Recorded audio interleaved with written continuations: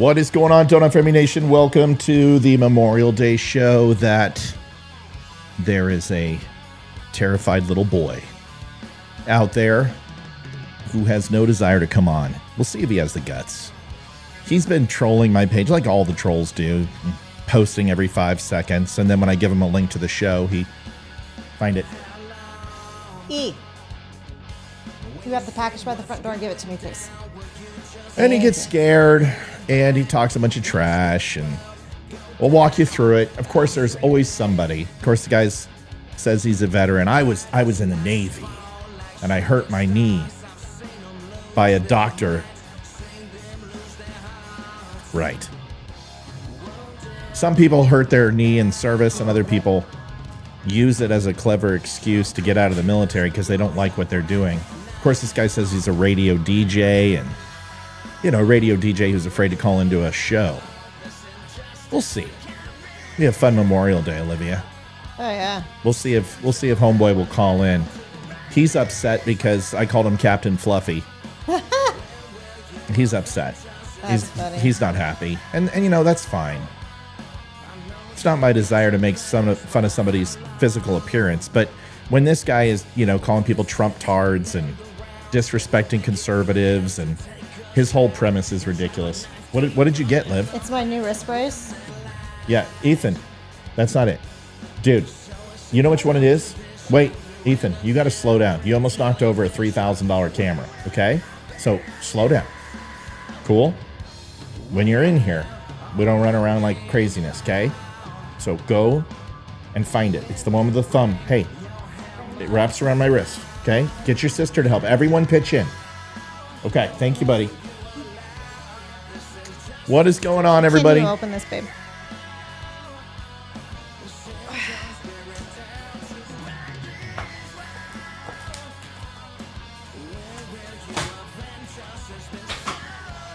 There you go. Thank you. Sorry, I just threw it. I had to rip it. I don't understand the packaging. Yeah, I guess old boy's not going to come on. That sucks. So now we got to find something to talk about. It's amazing when you go live and you got the trash talkers, and then they're like, "Oops, you know what? I'll face you live." Oh, where did you go, folks? If you want to be, everyone complains. I don't know when the show's going to be. I don't know, folks. It's been the same time for 7 months. It's 7 o'clock weeknights, and occasionally it won't be on when we have a holiday, but tonight we're here. I don't think we should be here. Honestly, I don't, because I think it's going to be deader than a doornail, because it's Memorial Day. Everyone's going to be chilling. So we got baseball tomorrow. But we got baseball tomorrow. That's true.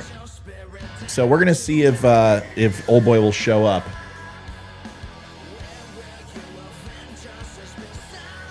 And we've got a couple things to talk about, but not much. Liv, you want to call Leroy? He can come on. This guy's not going to come on. Okay.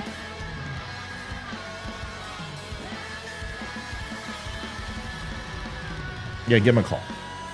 Say, Leroy, if you want to come on, come on. Anyway, text DUM Show to 833-257-9837. If you want to know when the shows are going to be, I promise you this. I will go ahead and notify you by text every night on when the show's going to be, so you can always remember. Just the little things that we do here. So, once again, 833-257-9837. Text DUM Show, and you will be signed up. Or take a picture of this beautiful little symbol in the lower right-hand corner, and we'll get you taken care of. Liv, how was Memorial Day for you? It's good. I got to sleep in, worked half a day, and got a lot of chores done this morning, so that's always a plus. Yeah. Good. Had a short work day? Yeah. 4 Good. hours. It was easy. Good. We had our phone call with the Dumb Nation. That was fun. Mm-hmm. It was a good time. Good time to be had by all.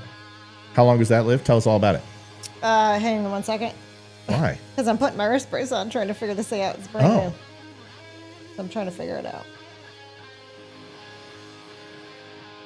Oh, so many things to talk about. Jeez. Let's see. We'll keep it simple tonight. How about that? Yeah, it's gonna work. I don't know, man. Marjorie Taylor Greene's looking pretty good for 50. I mean, she's not, you know, she's a butterface. But good for her. She works out. Sorry, I just scrolled by one of her pictures. Marjorie Taylor Greene's pretty? I didn't say that. I said she has a butterface. Oh. What does that mean?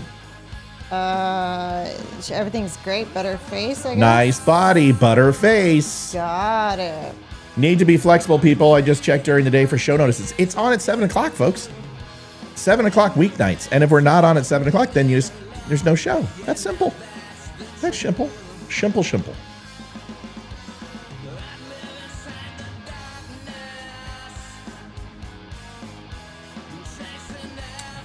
Sorry, I'm looking for topics, folks, because this guy was supposed to come on, but of course he's a coward. A complete coward.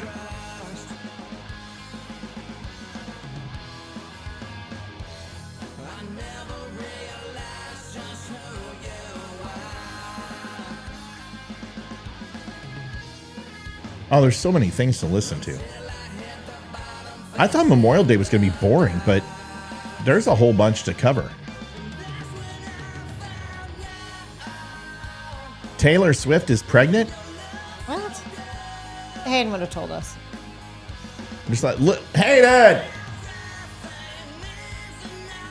Oh, we got to get Hayden in here. Hold on a second. Hayden! I have to call her. She's probably downstairs. Tell her to hurry. She got to run. Got to run. Hey, Leroy will be here in 5. 5? Yeah. 5? Yeah. That doesn't help. That's late. I got to build the... Oh. Well, we did tell him not It's to come unacceptable. on. We did tell him not to come on, Unacceptable. He should be ready to go. He should be ready to go. He's going to want to talk to the Navy guy, too. Hey. See, there's Come here Marjorie real Taylor. quick, There's please. Marjorie Taylor Greene at 50. Thank you. See, she needs to eat something. You can't see abs unless you're starving yourself. And That's not true with girls. It's absolutely true. It's absolutely true. Anyone who's done any competitive lifting or body shaping, you don't get to see 6-pack abs like that unless you're not drinking a lot of water, you're taking a diuretic. That's why all these guys before shows literally just take a diuretic to dry out. It's not natural. It's not natural to, I mean, you can see some shit, but I'm talking like 6-pack washboard, drop water down the stomach type thing. You know what I mean? Yes. It's just, you need to put some, but she looks good. I mean, she's 50 years old, but what I'm saying is even her boobs are gone. Like, so there is a point. Maybe she didn't have boobs to begin with. She didn't have boobs to begin with. Why do you keep making excuses? No, have you even seen a picture of Marjorie Taylor Greene? She's been working out. I've been watching her for a year working out. And she didn't look like that, but she's at the point now where, she needs to stop. You need to start adding muscle to the body and stop taking away muscle because it's not good for your body. You got to have some fat on your body. Some. That's my point. Listen, I've watched Marjorie Taylor Greene closely live. Like, I've documented the whole thing. I'm sure you have. She's not pretty at all. She's not. Taylor Swift's pregnant? Taylor Swift is not pregnant. Taylor Swift is pregnant. She is not pregnant. Oh yeah? Okay. That's how she always looks on the body. Oh really? How about that? She is not pregnant. She looks like she's preggo to me. She is not pregnant. So did Travis Kelce knock her up? Okay, well probably, but she is not pregnant. I'm telling you. Well, if he probably did, then that doesn't make any sense. Okay. Because everyone's looking at it right now. I mean, this looks like a tummy to me. Like, look, Liv. People have organs. Organs? What type of organ is in her body that, you know what it is? We call that a baby organ. No, look at that thing. Okay. She looks like the guy I wanted to argue with online here. Go look at another past concert and I'm see. letting you know because that's in Lebanon or someplace with an L. Lebanon? Yeah. She went to Lebanon. She went to a terrorist country. All right, we'll be right back, folks. Love you. Bye. She's not pregnant. We know she's not pregnant. We're just trying to give you a hard time. Love you. We'll get you in after this, Leroy. I got to wait for everything to go through. Hey, Elizabeth Hall became a subscriber. Good. Our subscriber numbers are down.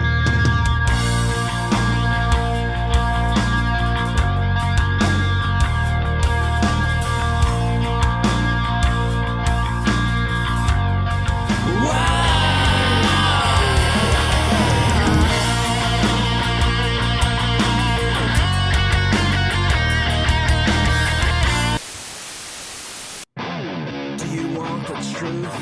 Are you tired of being so confused? Elizabeth and Jennifer, thank you for becoming subscribers. Good to have you. You feel like you're more fucked up than the lies on the evening news. Well, just step right in. We can talk about it all as friends. And if you want, we can hug and kiss and make up for the party ends. Agree or disagree, stop arguing me. 'Cause I'm everything you want, damn sure what you need. I won't tell no lies, back up all the facts with truth. And if you can't get down with that, you must be somebody's stuff. David Howard says, hey guys, Nova Scotia here. Just want to say long live Trump. Listen, not a lot of people from Nova Scotia seem to be happy with Trump. We get a lot of haters of Trump in Nova Scotia. We also get a lot of haters of Biden too. But thanks, David. Welcome to the show. Looks like you're ex-military or you have a fondness for military vehicles. All the ladies say we have some fat we can give Marjorie Taylor Greene. Happy Memorial Day, Lisa. Good to have you here. Let's get these numbers up, folks. Got to share it. Got to share it. Got to share it to show you care. You got to share it to show you carrot. Not as in carrot as in beta carotene or carrot of the weight of a diamond or something to that effect, but carrot as in care and it. Preposition, an adjective. Care it. Share it. Are you, to demonstrate that you care it. What? are you just rambling? Lord knows I was born a rambling man. Do-do-do.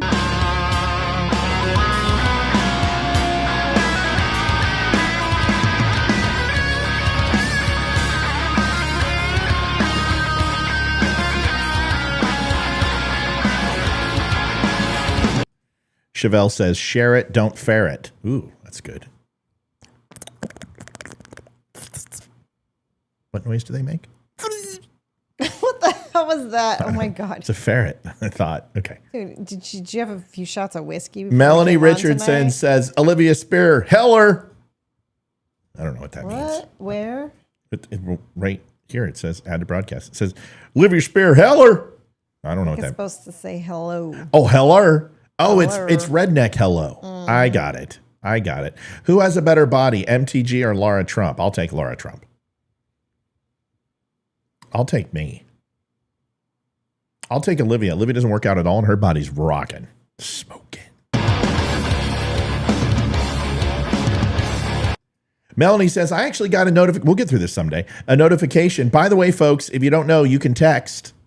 If you have not been a part of this, I'll show you how to do that. But you can now text to the DUM Show and get notifications, since 7 o'clock weeknights is so difficult to remember, which I respect you all, and I'm not making fun of you because that would be wrong. So it's weeknights and it's at 7 o'clock, and I got your back. We created a little tool. It's something called text messaging. I don't know if you've ever heard of it. It's a new technology. It's just recently out. Or text DUM Show 833-257-9837. You do that right now. And the graphic's going to get better, I think. Maybe. I'll figure out how to make it pretty. But all you got to do, 833-257-9837. And then 30 minutes before the show, I'll let you know. Okay? And if you want, and if you're really into this, you're like, Matt, I need to know more than that. Can you tell me in the morning and at night? Listen, folks, just no is the answer. No. Hi, Matthew. It's Judge Janine. Oh, this one's too long. What's up, everybody? It's Ryan Weaver. That's I'm better. on the Don't Unfriend Me show, otherwise known as The DUM Show, with host Matt Spear. You guys can find the show at The DUM Show on social media or thedumshow.com. Hi, Sue. What's up, Salty? Adjusting transmitter output. This is the Don't Unfriend Me show with your hosts, Matt, Leroy, Amy, Olivia, and Mike. Geopolitics, military analysis, and election coverage. Coming to you live on the Spreely.tv network and all major social media channels at The DUM Show. Honest, direct, unfiltered. Leroy's always we in the can middle. agree, we can disagree. Just don't unfriend me. What's up, I Leroy? love that guy's voice. Just don't unfriend me. Well, Leroy's gone. Hold on, I got to go catch Leroy again. Hold on a second. Adjusting transmitter output. This is the Don't Unfriend Me Show. Yes, it is. Hey, Leroy. Watch this. Hi, Matt. Happy Memorial Day, Leroy. Thank you for your service to our country. Happy Memorial Day, Matt. Thank you for your service to our country. No problem, my friend. No problem. And in Veterans Day, try to stay alive because I don't want to wish you a happy Veterans Day because you died. Okay? Right. That's just one of the most common misconceptions. I don't want to say misconceptions, but yeah. I don't want to say, I don't want to, but I'm going to. Matt said it. So, I mean, there's always some level of confusion between Veterans Day, Memorial Day, Armed Forces Day. I get it. And LGBTQ Pride Day. Oh, very confusing since there's 275 different days. All right, so explain it to everybody so they understand, because we're not mocking you folks. Listen, there was a time that we were spit on and shunned and hated for our service. So the fact that, we're even getting thanked at this point is cool, but Leroy's going to help you understand. Cool. It is very cool. But today, Memorial Day is for those who have passed. That is for the people who have died in honor of in their service to our country. Now, is this question? Oh boy. Is it just people who've passed while they're serving, or is it like my grandfather was a Marine but he didn't die in combat? Is like serving tables, like waiting tables, like at Village Inn or something, or what type of service? Service in the military. That's very it's important. Don't get sassy. Leroy, do you want to try to answer this? It's one, by the way, just one. On I don't think anybody would ever shit on somebody who had done their part in service to our nation, got out, carved out themselves, scratched out for themselves a wonderful American life, and then later passed. Would that be considered? Would that person be someone who is honored then on Memorial Day? I think there's a level of interpretation that's open for that. In my humble opinion, I would say, yeah. Yeah, I agree. I happen to agree with you. So let's talk about that. So let's take, for example, Colin Powell and Schwarzkopf. Okay, right. Colin Powell is still alive, correct? Yes. As far as I know. Schwarzkopf is not. Is that correct? Right. I believe Schwarzkopf. Somebody fact check me. Check me. Colin Powell.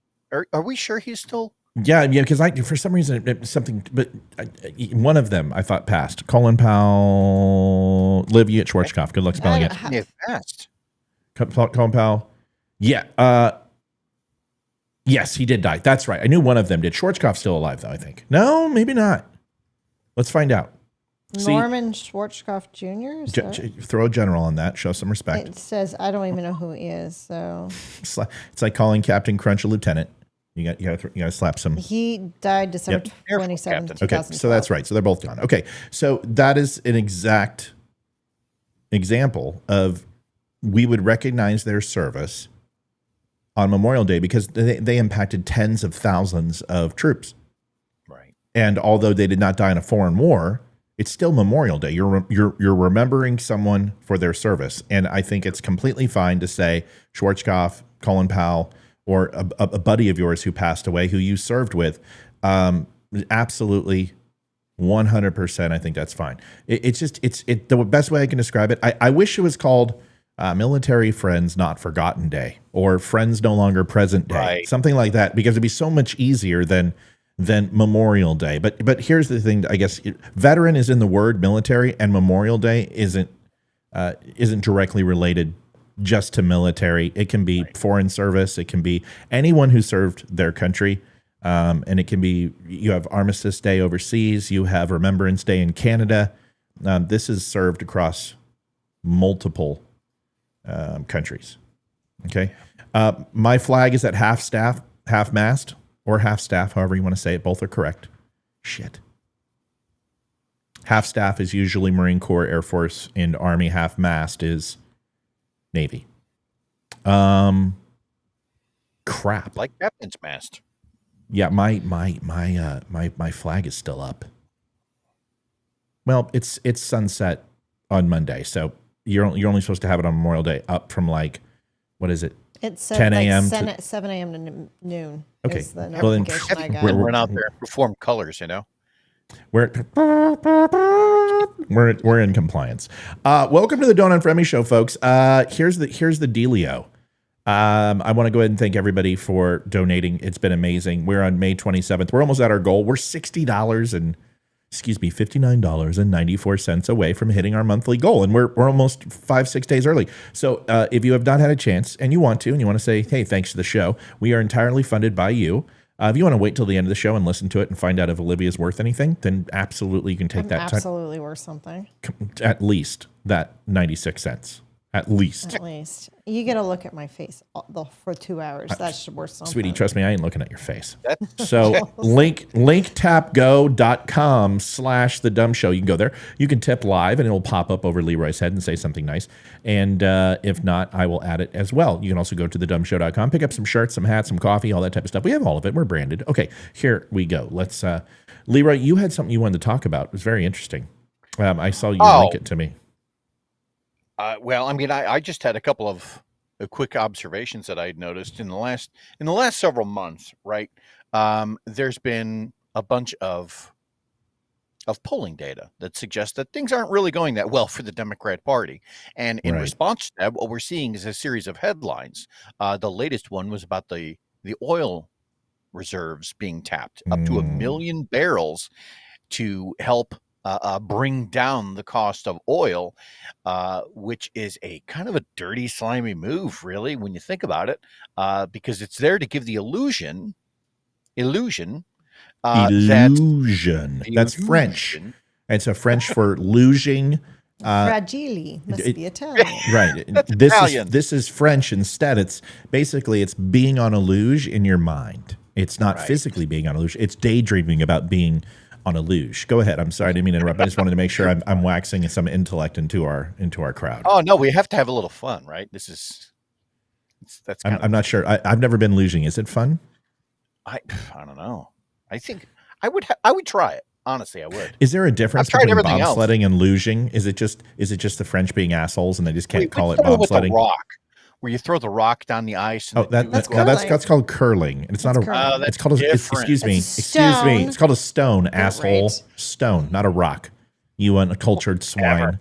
There is a difference between the bobsled and the luge. What is that? The bobsled, you're in like a sled thing, and the luge, you're on this little itty bitty flat thing. It's almost like ice but you go down the same thing. So yeah, I think it's very similar to this. Right, they might cut a corner. Like there's like 6-man bobsled. There's 2-man. There's 4-man or 6-man. Right, 2-man. No, it's 2-man and 4-man, and then the luge you can do single or double. Okay, got it.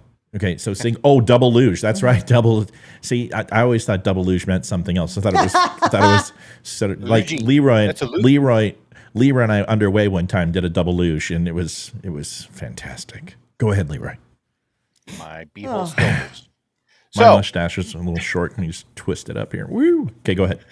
So when we're talking about the headlines that address really the release of all of this oil in order to bring down gas prices, that's kind of a manipulation of the market to kind of give the illusion that things aren't so bad economically for the U.S. as the White House would have you believe.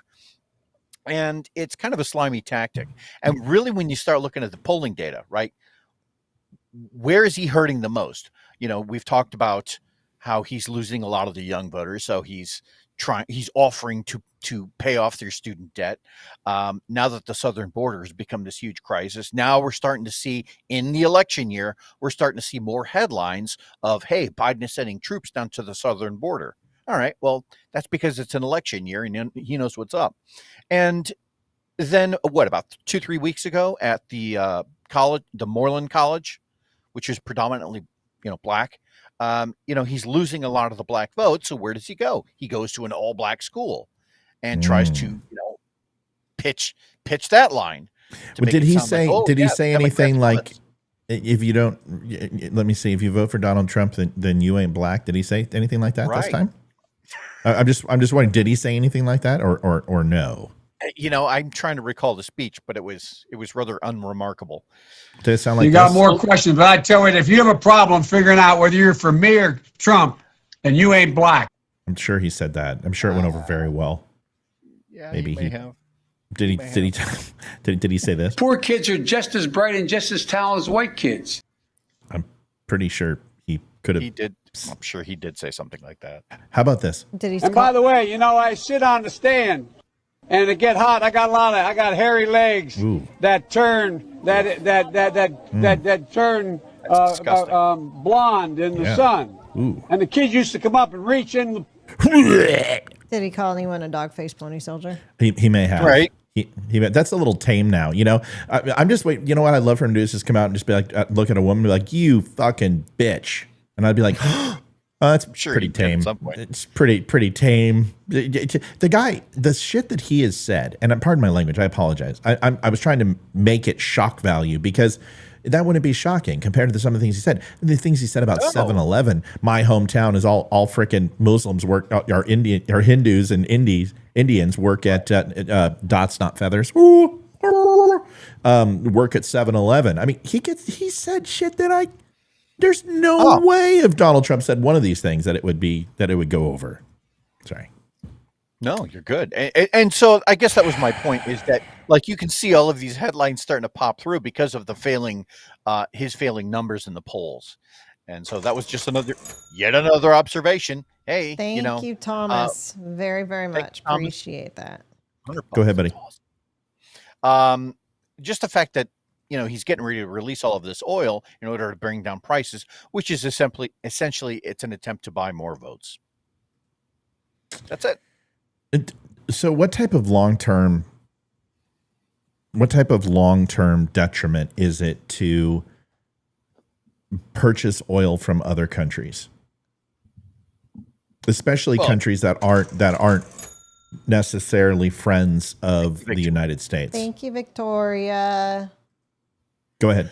Well, in terms of energy and energy independence, when you become reliant upon other countries, right, then for their energy, right, that they're then trying to bring into our market, we then become what? Slaves?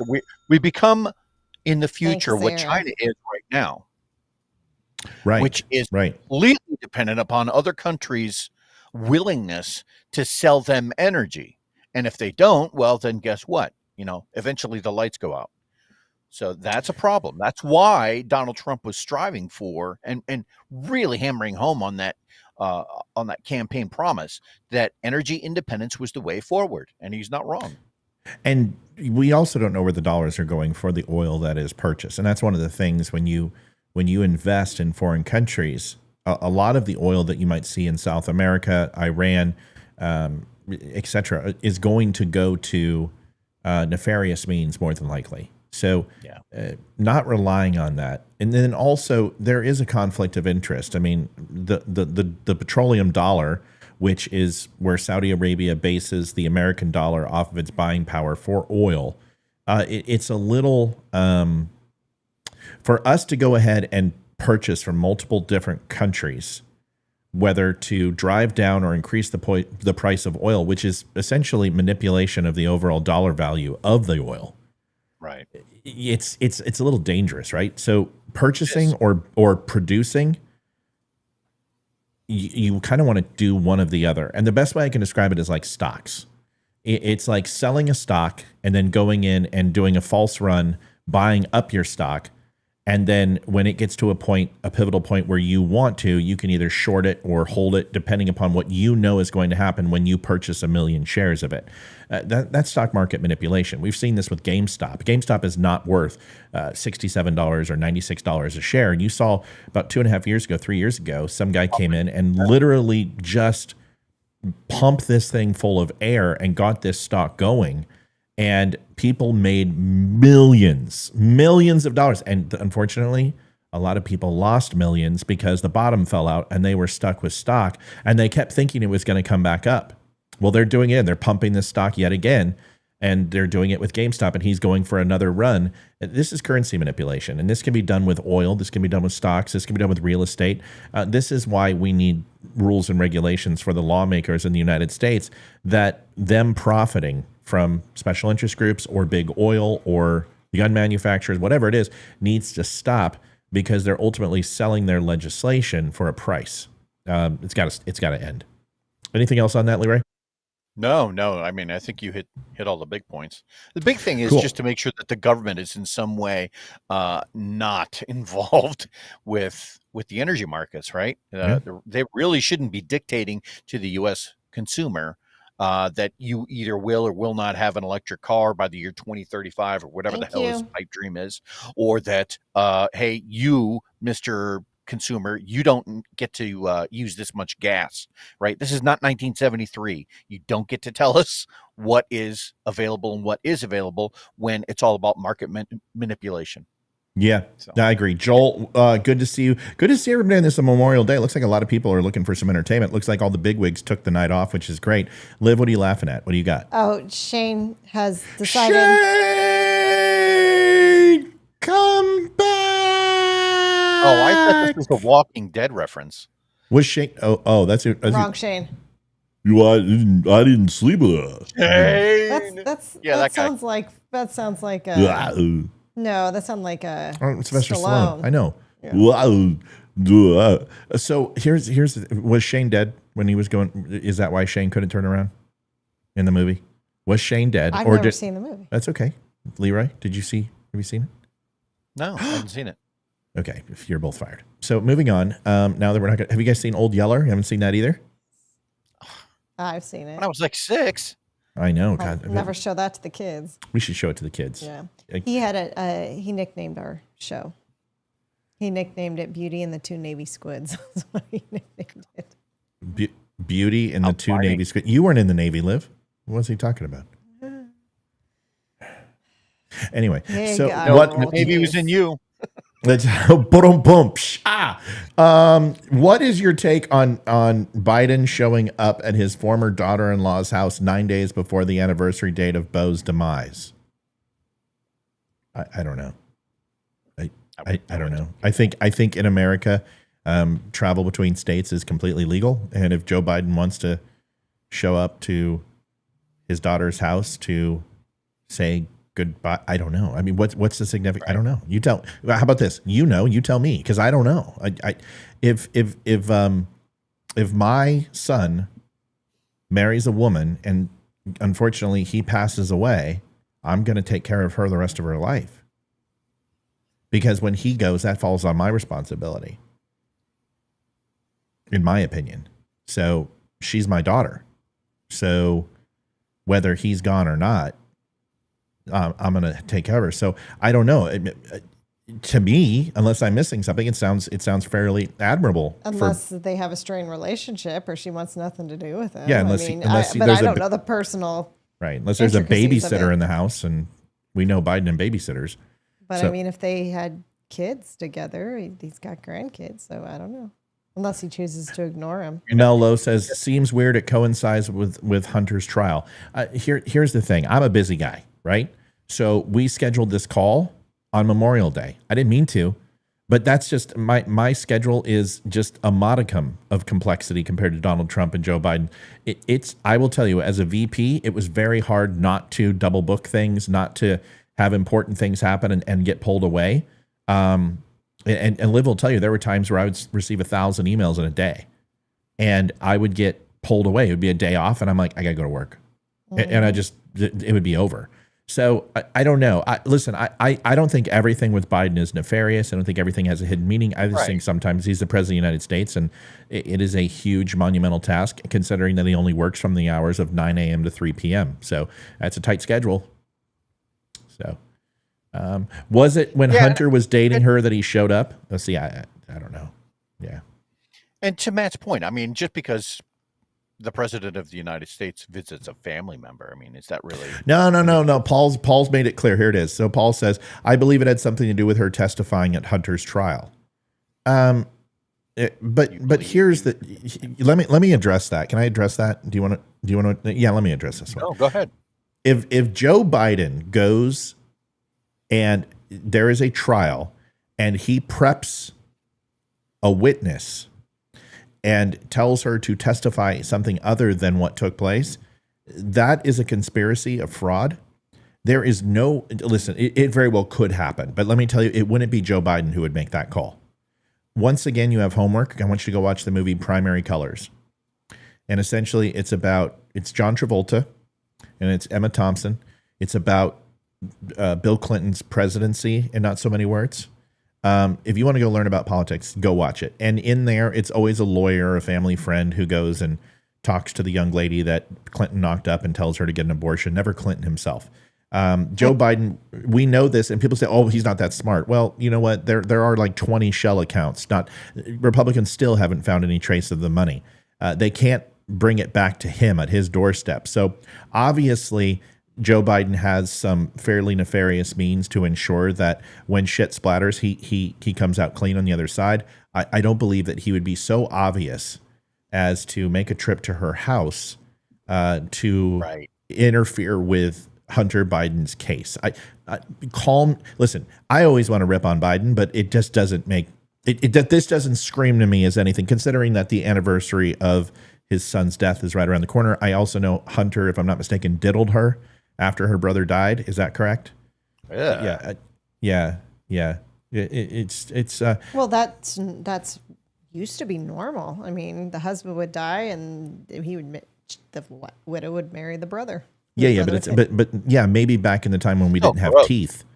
Yeah, we didn't have teeth, and we were, going outside. We were pissing in a house outside, maybe, or we came from Montana, where you're from. But it's Alabama. Whatever. So the whole point is, people say, well, you can't prove what he said. Well, that's fine to say, but there's going to be. See, this is where the court of law is it takes issue. Okay. Is that if you assume that everything, someone can just lie and get away with it, well, when it comes to politicians, that's true. So what's the point of this case anyway? You see, we can't prove what he said. Okay, well, then he's going to go and he's going to tamper with a witness, but we can't prove it. Okay, well, then what's the point? Then you also don't believe that Hunter's going to get convicted either. Right. So either you have faith in the legal system or you don't. And if you don't, then this is a moot conversation. And if you do, then you have to believe in justice, and ultimately those things will out. Now, I don't have any faith. I remember when Bill Clinton went on the tarmac, and all of a sudden, the attorney general just fell out of the sky, and they were on the same plane together. Oh, we're on a tarmac. What fancy meeting you here in the back of a plane? Do you guys remember this? I do. Yeah, so I do remember that. All we did was talk about, pierogies and snow. And if I'm not mistaken, Chelsea's wedding was the main topic. We talked about crab salad. Right. Yeah, exactly. We talked about lugeing. Legal. Right. Nothing there was no legal discussions at all that I'm sure did not take place. Taking a stroll on an airport tarmac, and I fell into the back of this plane, and fancy meeting you here. Right. So, folks, I understand where you're coming from, but it comes down to this. Donald Trump's not going to jail. Joe Biden's never going to be indicted and go to jail. Hunter's not going to jail. Nobody goes to jail. Okay. True. Dude, you have a politician who has gold bars lined in his suit as he was taking money from foreign governments, which is treason, selling legislation, treasonous, a Democrat who, unbeknownst to me, still has his position in the Senate. Is that correct? Menendez still has his position in the Senate. You have George, he does. I'm almost positive he does.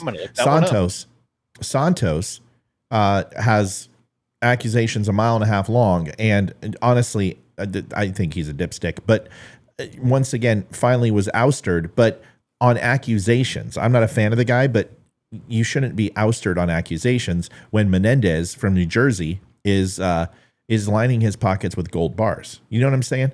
So either you have faith in our system or you don't. If you have faith in our system, I have some things to talk to you about. I think if you're a Democrat, you should have a lot of faith in our system. I think if you're a Republican, I think you should be terrified of our system. That's what I feel. It's funny. It's funny you say that, and especially giving someone the homework that you did in terms of the movie. What was the movie again? Primary Colors. With Under Siege. No, it's not Under Siege. Okay, hold on, stop. Under Siege is where, full stop. Under Siege is Naked Birthday Cake with Pointy Tits Girl and Steven Seagal as a cook Navy SEAL. That movie is warmed up dog shit and then reserved and repurposed like broccoli is in a microwave. Okay. So number one, or tuna fish or salmon. Okay. Number two, It's called The Siege. Yes, I realize. And let's rub some smack on that because it's Denzel, my Nubian lover.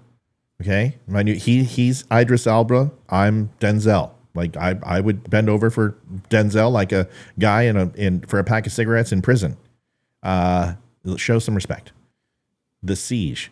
Second homework is Primary Colors. And here's what I've decided. I want you guys to watch The Siege, and we're going for our next streaming show. I'm going to show Primary Colors, and we're going to watch it together. Hot damn.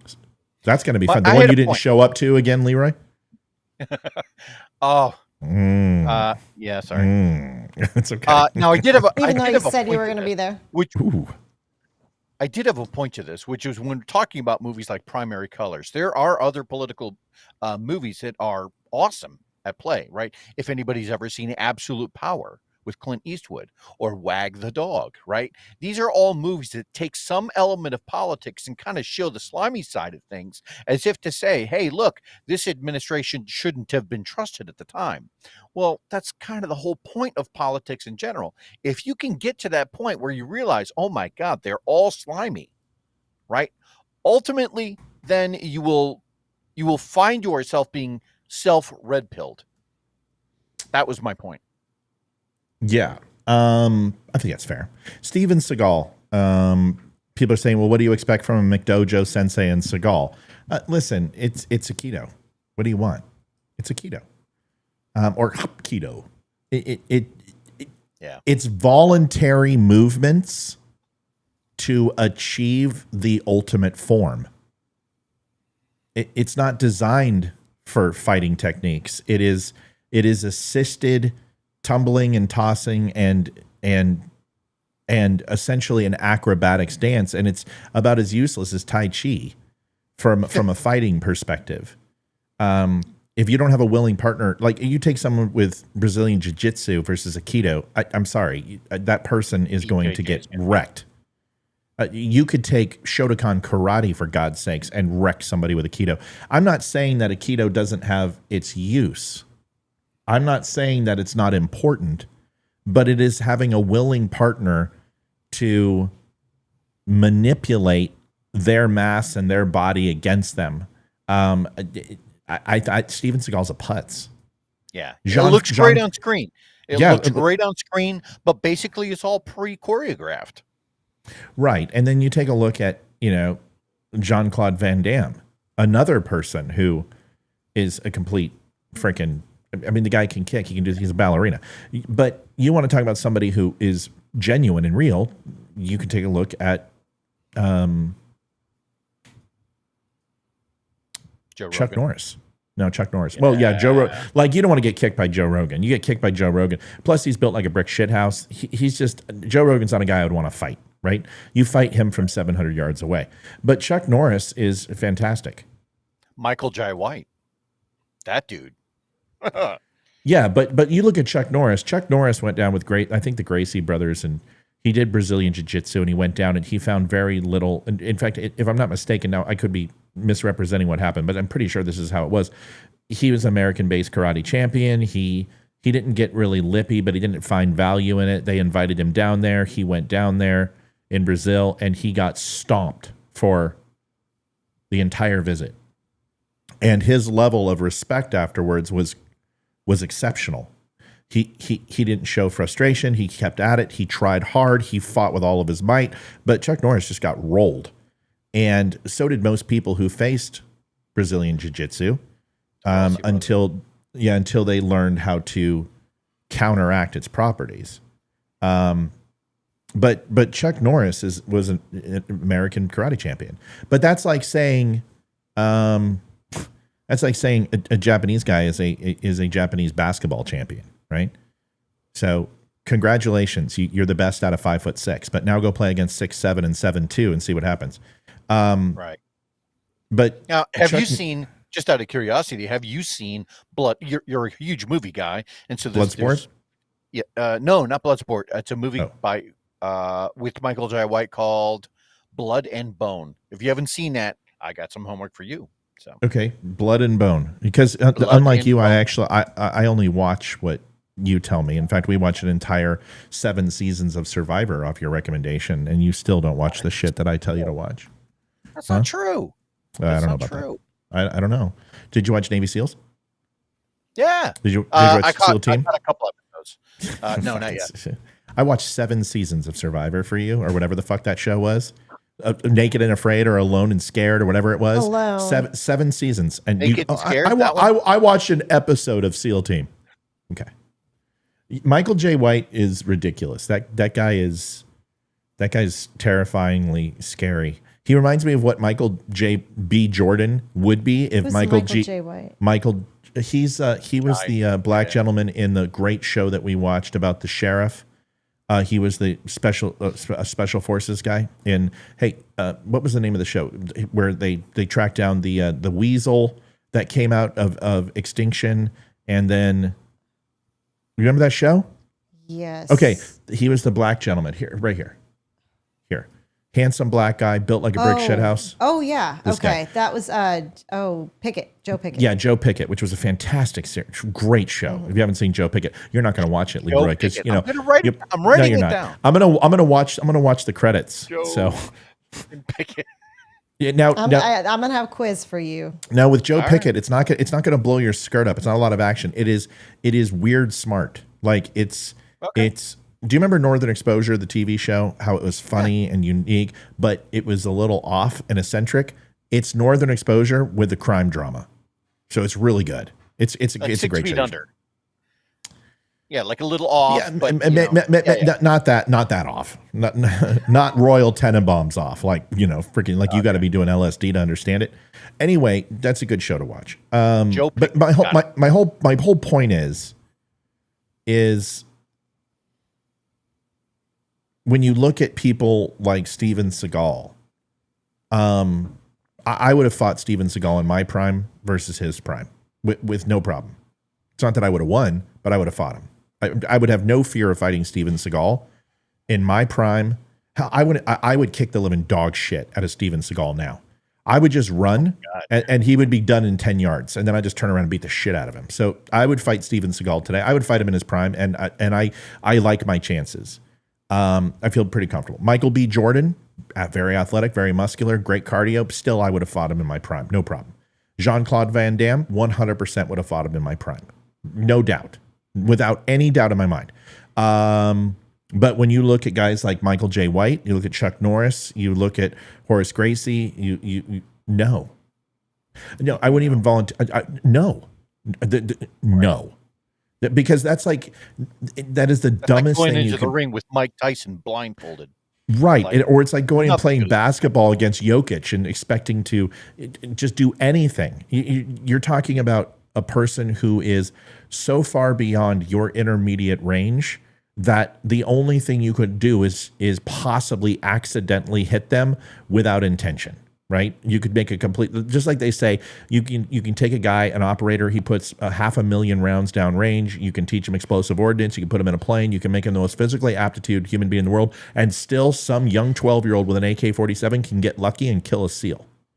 Absolutely true. 100%. Absolutely can happen because it happens all the fucking time, unfortunately. Yep. I don't care who you are. If you go fight Mike Tyson 100 times, you're not even going to get to 100 because you're going to have brain damage after the first fight. That's just the absolute truth. You're going to lose your jaw, break your teeth, and you're going to have a concussion, and you're probably going to die. You're going to detach your brain because Mike Tyson would hit you so hard you might as well just go stand in front of a truck and have better odds. So, point being, as far as Bruce Lee, I've read a lot about Bruce Lee. A lot of it, I'm just letting you know, as far as fighting in organized fights, there's a lot of rumors about his death match with the, Yakuza and then the Holy Triad and all this other shit. I don't know about any of that. I don't know if it's true. I don't know if it's Hollywood makeup. There are rumors that there were a couple guys who worked the shit out of Bruce Lee on set who were just hard knuckle fighters. A lot of his stuff it was showmanship is what I've heard. Yep. The whole thing with nunchucks and the ping pong ball and the candle, no, that never happened. That's all CGI. I don't know. I know he was revolutionary. I know he did amazing things. I don't know enough about his fighting style to understand. Would I want to fight Bruce Lee? Absolutely not. In no way, shape, or form. I fought an Asian black belt before, and he's far superior to that. And I got rocked, and I was also like 14 years old. But I would not want to fight Bruce Lee. But my point is that if you take someone in Brazilian Jiu-Jitsu versus Bruce Lee, I think Bruce Lee gets his ass rocked. I think you put him in an MMA situation, I think Bruce Lee gets rocked. In a modern day MMA bout, somebody of the same weight class as Bruce Lee, I'm voting against Bruce Lee at that point. I would put significant money on it. Yeah, and it's not like I'm an expert. I mean, there's people here who know this stuff far better than I. But, I would take Rocky Marciano versus just about anybody in boxing. But when you MMA is a completely different animal. You get somebody to a ground situation. You get somebody in a grapple situation. Boxer doesn't know how to get out of that. He doesn't know how to counteract those moves. There's always somebody who knows more. And I hold by the adage this. If I have to fight somebody in the MMA, I'm going to fight them from 700 yards away. There's the key. That's it. Because if it's a fight, we're fighting for a reason. There is a reason. And in that situation, fighting that person is life and death.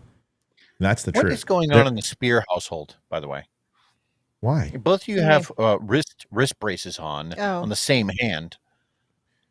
Are you like part of a bowling league that I chronic masturbation on this one. Okay, I get it. Man, I need a brace like that. Well, I usually have it on both wrists because it's the actual grip that I have to do is quite difficult. Olivia usually has to assist, and that's why she has to have a wrist brace. Oh. So, yeah. We have carpal tunnel. I'm old. I have carpal tunnel because I spend 16 hours a day standing at a desk, and I can't. It's really that big. Wow. Well, I don't know about big versus huge. I think we need to use the proper descriptors. So that's the thing is you can't find a standing desk for your wrist. So I can fix my hip, I can fix my back I only sit down for the live show, and otherwise I'm standing the entire time. So mine's just playing piano and working in an office and a computer for quite a while. That's correct. And yes, the answer is I'm hung like a coffee can. My wife would have absolutely jumped on that joke, Olivia, and said she played the banjo. I'm just throwing it out. The banjo. Ding, ding, ding, ding, ding, ding. That's how she refers to it. So, all right. Well, let's get to it. We got a couple things that we can talk about.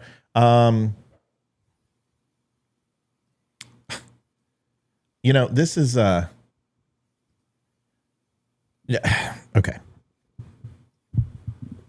For the people in the audience, I want you to do me a favor. There was a time that calling yourself a libertarian was cool. Okay. It was just très chic, right?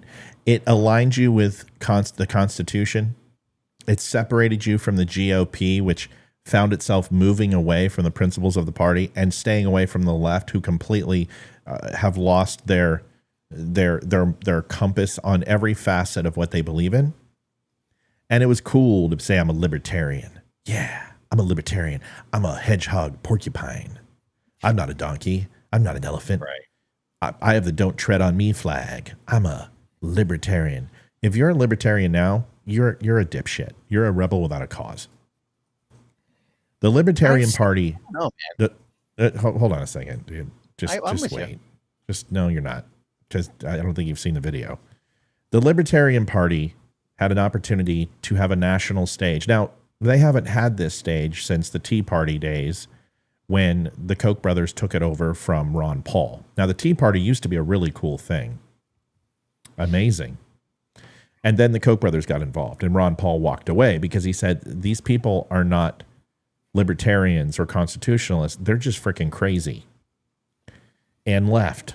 Koch brothers took it over, and then that's when we see the Michelle Bachmans, the Paul Ryans, et cetera, who were the religious zealots who believed that Sharia law was coming to the United States.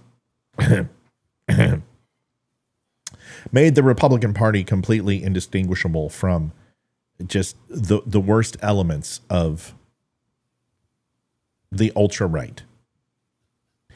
Libertarians have put forward several candidates. None of them have been taken seriously for a reason. Libertarians say a lot of good things, and everything that they say is counteracted by some batshit crazy things. Let me give you an example. They want so much freedom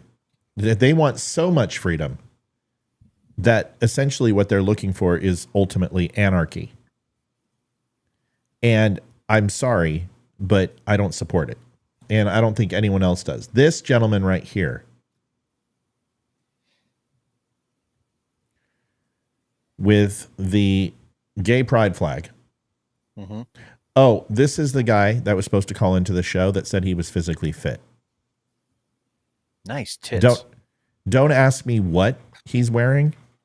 I think it's a Scrappy Doo outfit, but yeah, he looks like a furry. Yeah, brother, when you have your chest separate in the middle like this, it's not because you're well built. It's, first of all, you're wearing something that is meant for a small child, and second, you're a fucking groomer. Okay, now that we've established that, this gentleman, and I'm going to go into his belief structure because it's important, and I will tell you all about him, is nominated by the Libertarian Party as their president. Yesterday, well, day before, I think it was yesterday, Donald Trump had a chance to speak to the Libertarian Party. He's been reaching out, if you know this. Donald Trump has been reaching out to African Americans, New York and the Bronx. We've seen what he's done. It's fantastic.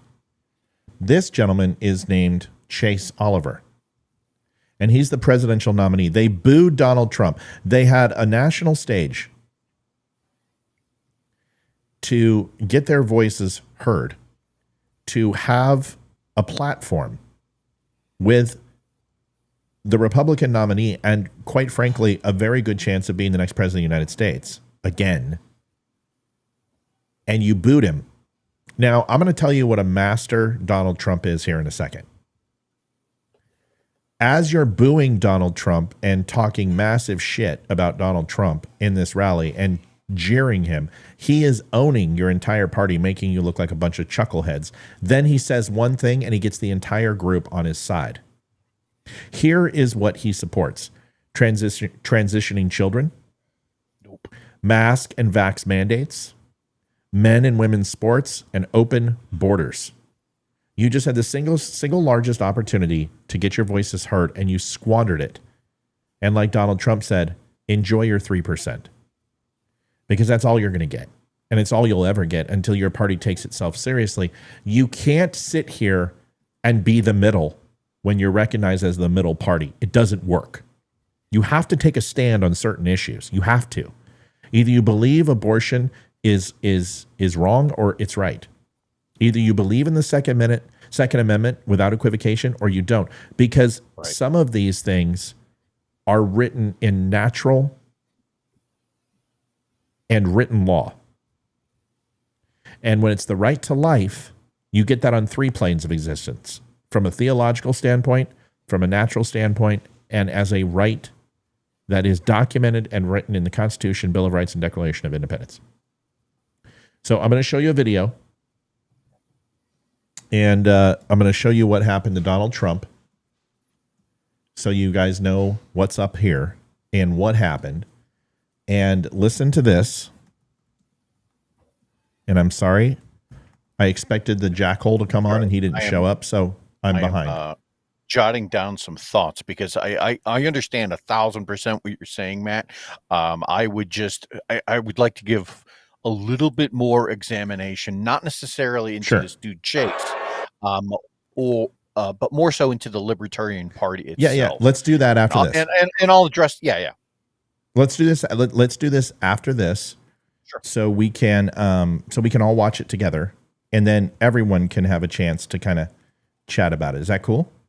Sounds good to me. Let me get you a frame here. Sorry, we weren't prepared to come on tonight. We were actually going to just enjoy the Memorial Day, but then we realized that we have a playoff game tomorrow, and we don't want to hurt people's feelings by not being here. Here is Donald Trump for 46 seconds being completely disrespected by the Libertarian Party. Enjoy this. It's changed the audio, Matt. See, Livy. Better. It's what you bring. It's what you bring to me. Libertarian Party should nominate Trump for President of the United States. Whoa. That's nice. That's nice. Only if you want to win. Only if you want to win. Maybe you don't want to win. Maybe you don't want to win. Thank you, D-Roy. Thank you. No, only do that if you want to win. If you want to lose, don't do that. Keep getting your 3% every 4 years. The reasons for doing so, policy and politics, are as solid as the Hope Diamond. The Libertarian Party should nominate Trump for president of the United I will say this. Whoa. Don't troll a troll. Okay? Mm-hmm. And Trump is amazing at this. Here is now, after they booed him the entire time, here is how he flipped it on its freaking head. And Leroy, you can add some color to this if you want to. And then Olivia, I'd like to get your thoughts too. But listen to how he flips it and gets them all cheering for him after booing him. Of course, the mass media doesn't show this. They said the biggest loss of Donald Trump's career is he loses the Libertarian Party. Yeah, I want to see Biden go and talk to the Libertarian Party. He won't even show up in the same room. Donald Trump has balls of brass. He's me, okay? It's like me trying to whack all these liberals and say, get on my show, get over here, debate me, let's have a conversation, and none of them show up, okay? It's very similar. Very similar. Leroy does the same thing. Come and debate me. Come talk to me. And they never do. Donald Trump has moxie. Now watch this. And if you vote for me on day one, I will commute the sentence of Ross Ulbricht to a sentence of time served.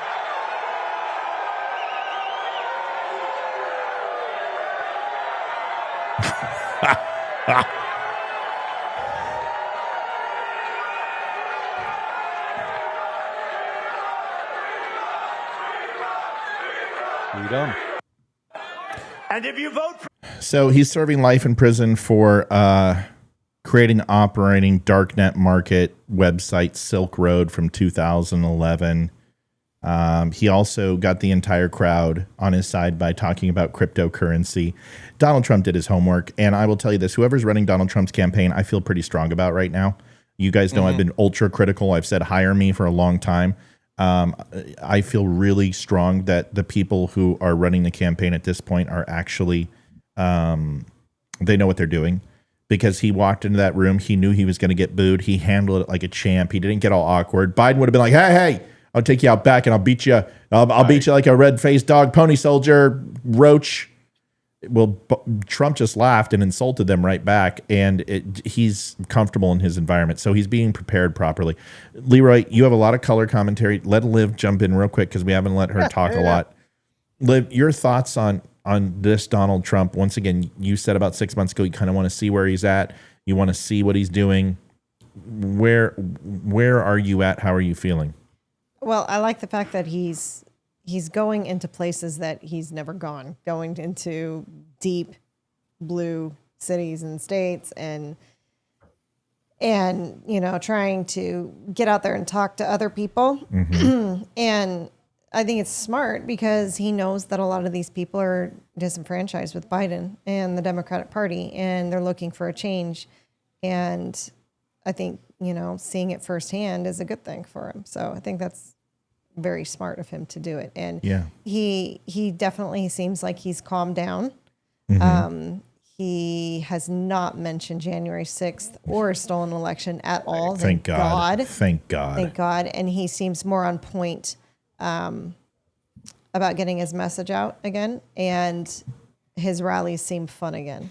It's amazing how he's just completely abandoned the Nazi principles in the Ku Klux Klan. You know, I mean, I haven't heard any Nazi hate speech from Donald Trump. In fact, I never have, but I expected to hear some after all the liberals said he was a Nazi and a Klan member.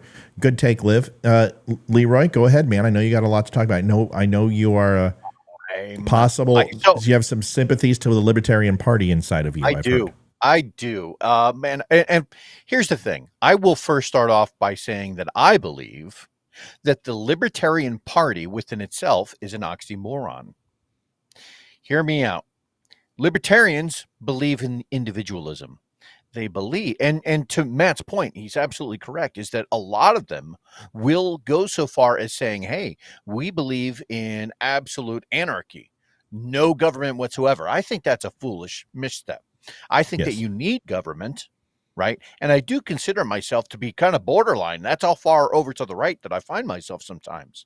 But when you hear like what Chase Oliver says that he supports, what Matt was talking about, trans children supporting their transitions, or open borders, or mass vaccination. Yeah, that doesn't sound like libertarianism to me. To me, that sounds more authoritarianism, right?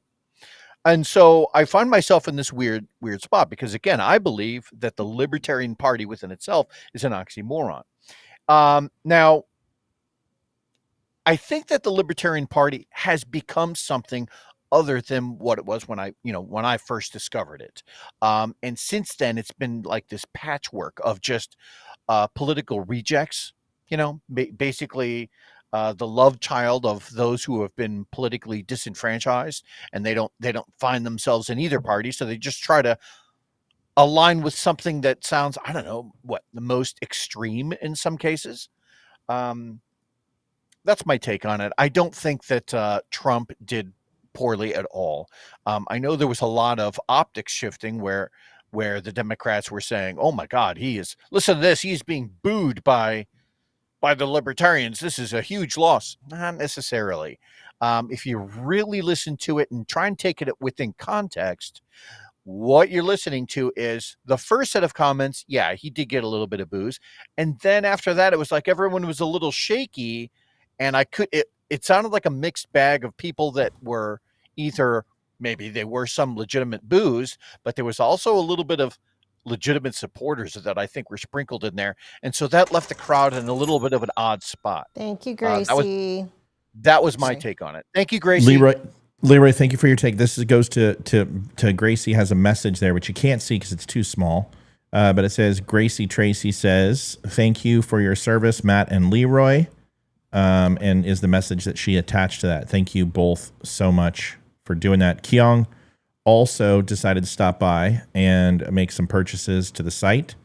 Decided to go ahead and buy a Red Friday mug, a Dumb Nation Skull flag mug, and Moab Dark Roast. You enjoy it, buddy. Some great freaking coffee, and we appreciate your assistance and everybody's donations. They help out tremendously to keep the show going.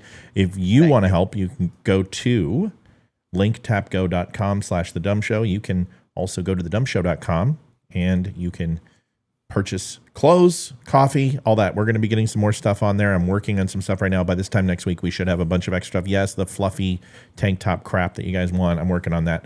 But I'm a salesman, can you tell? And if you have an opportunity, please stop by and go take a look. You can also go to thedumbnews.com now, thedumbclub.com. We've got a lot of options. There's so many things. The Dumb Club, if you're a person who donates regularly and you're like, every month I want to give a little something, well, we now have the Dumb Club. So you can give a predetermined amount each month and you get exclusive stuff. I also want to take a moment out, and I don't see this person here, but I want to wish Lee an extremely happy... He was here earlier. Happy birthday. Lee Houston's been here since the beginning.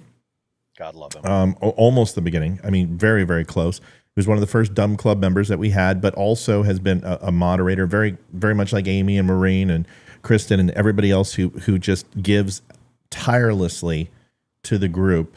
We've had our battles. We've went back and forth, but Lee never, ever strays. He's ultimately loyal. Whenever I ask him to do something that has to do with Dumb Show related, it's always yes, sir. And he doesn't owe me that respect. He doesn't owe me that kindness, but he does.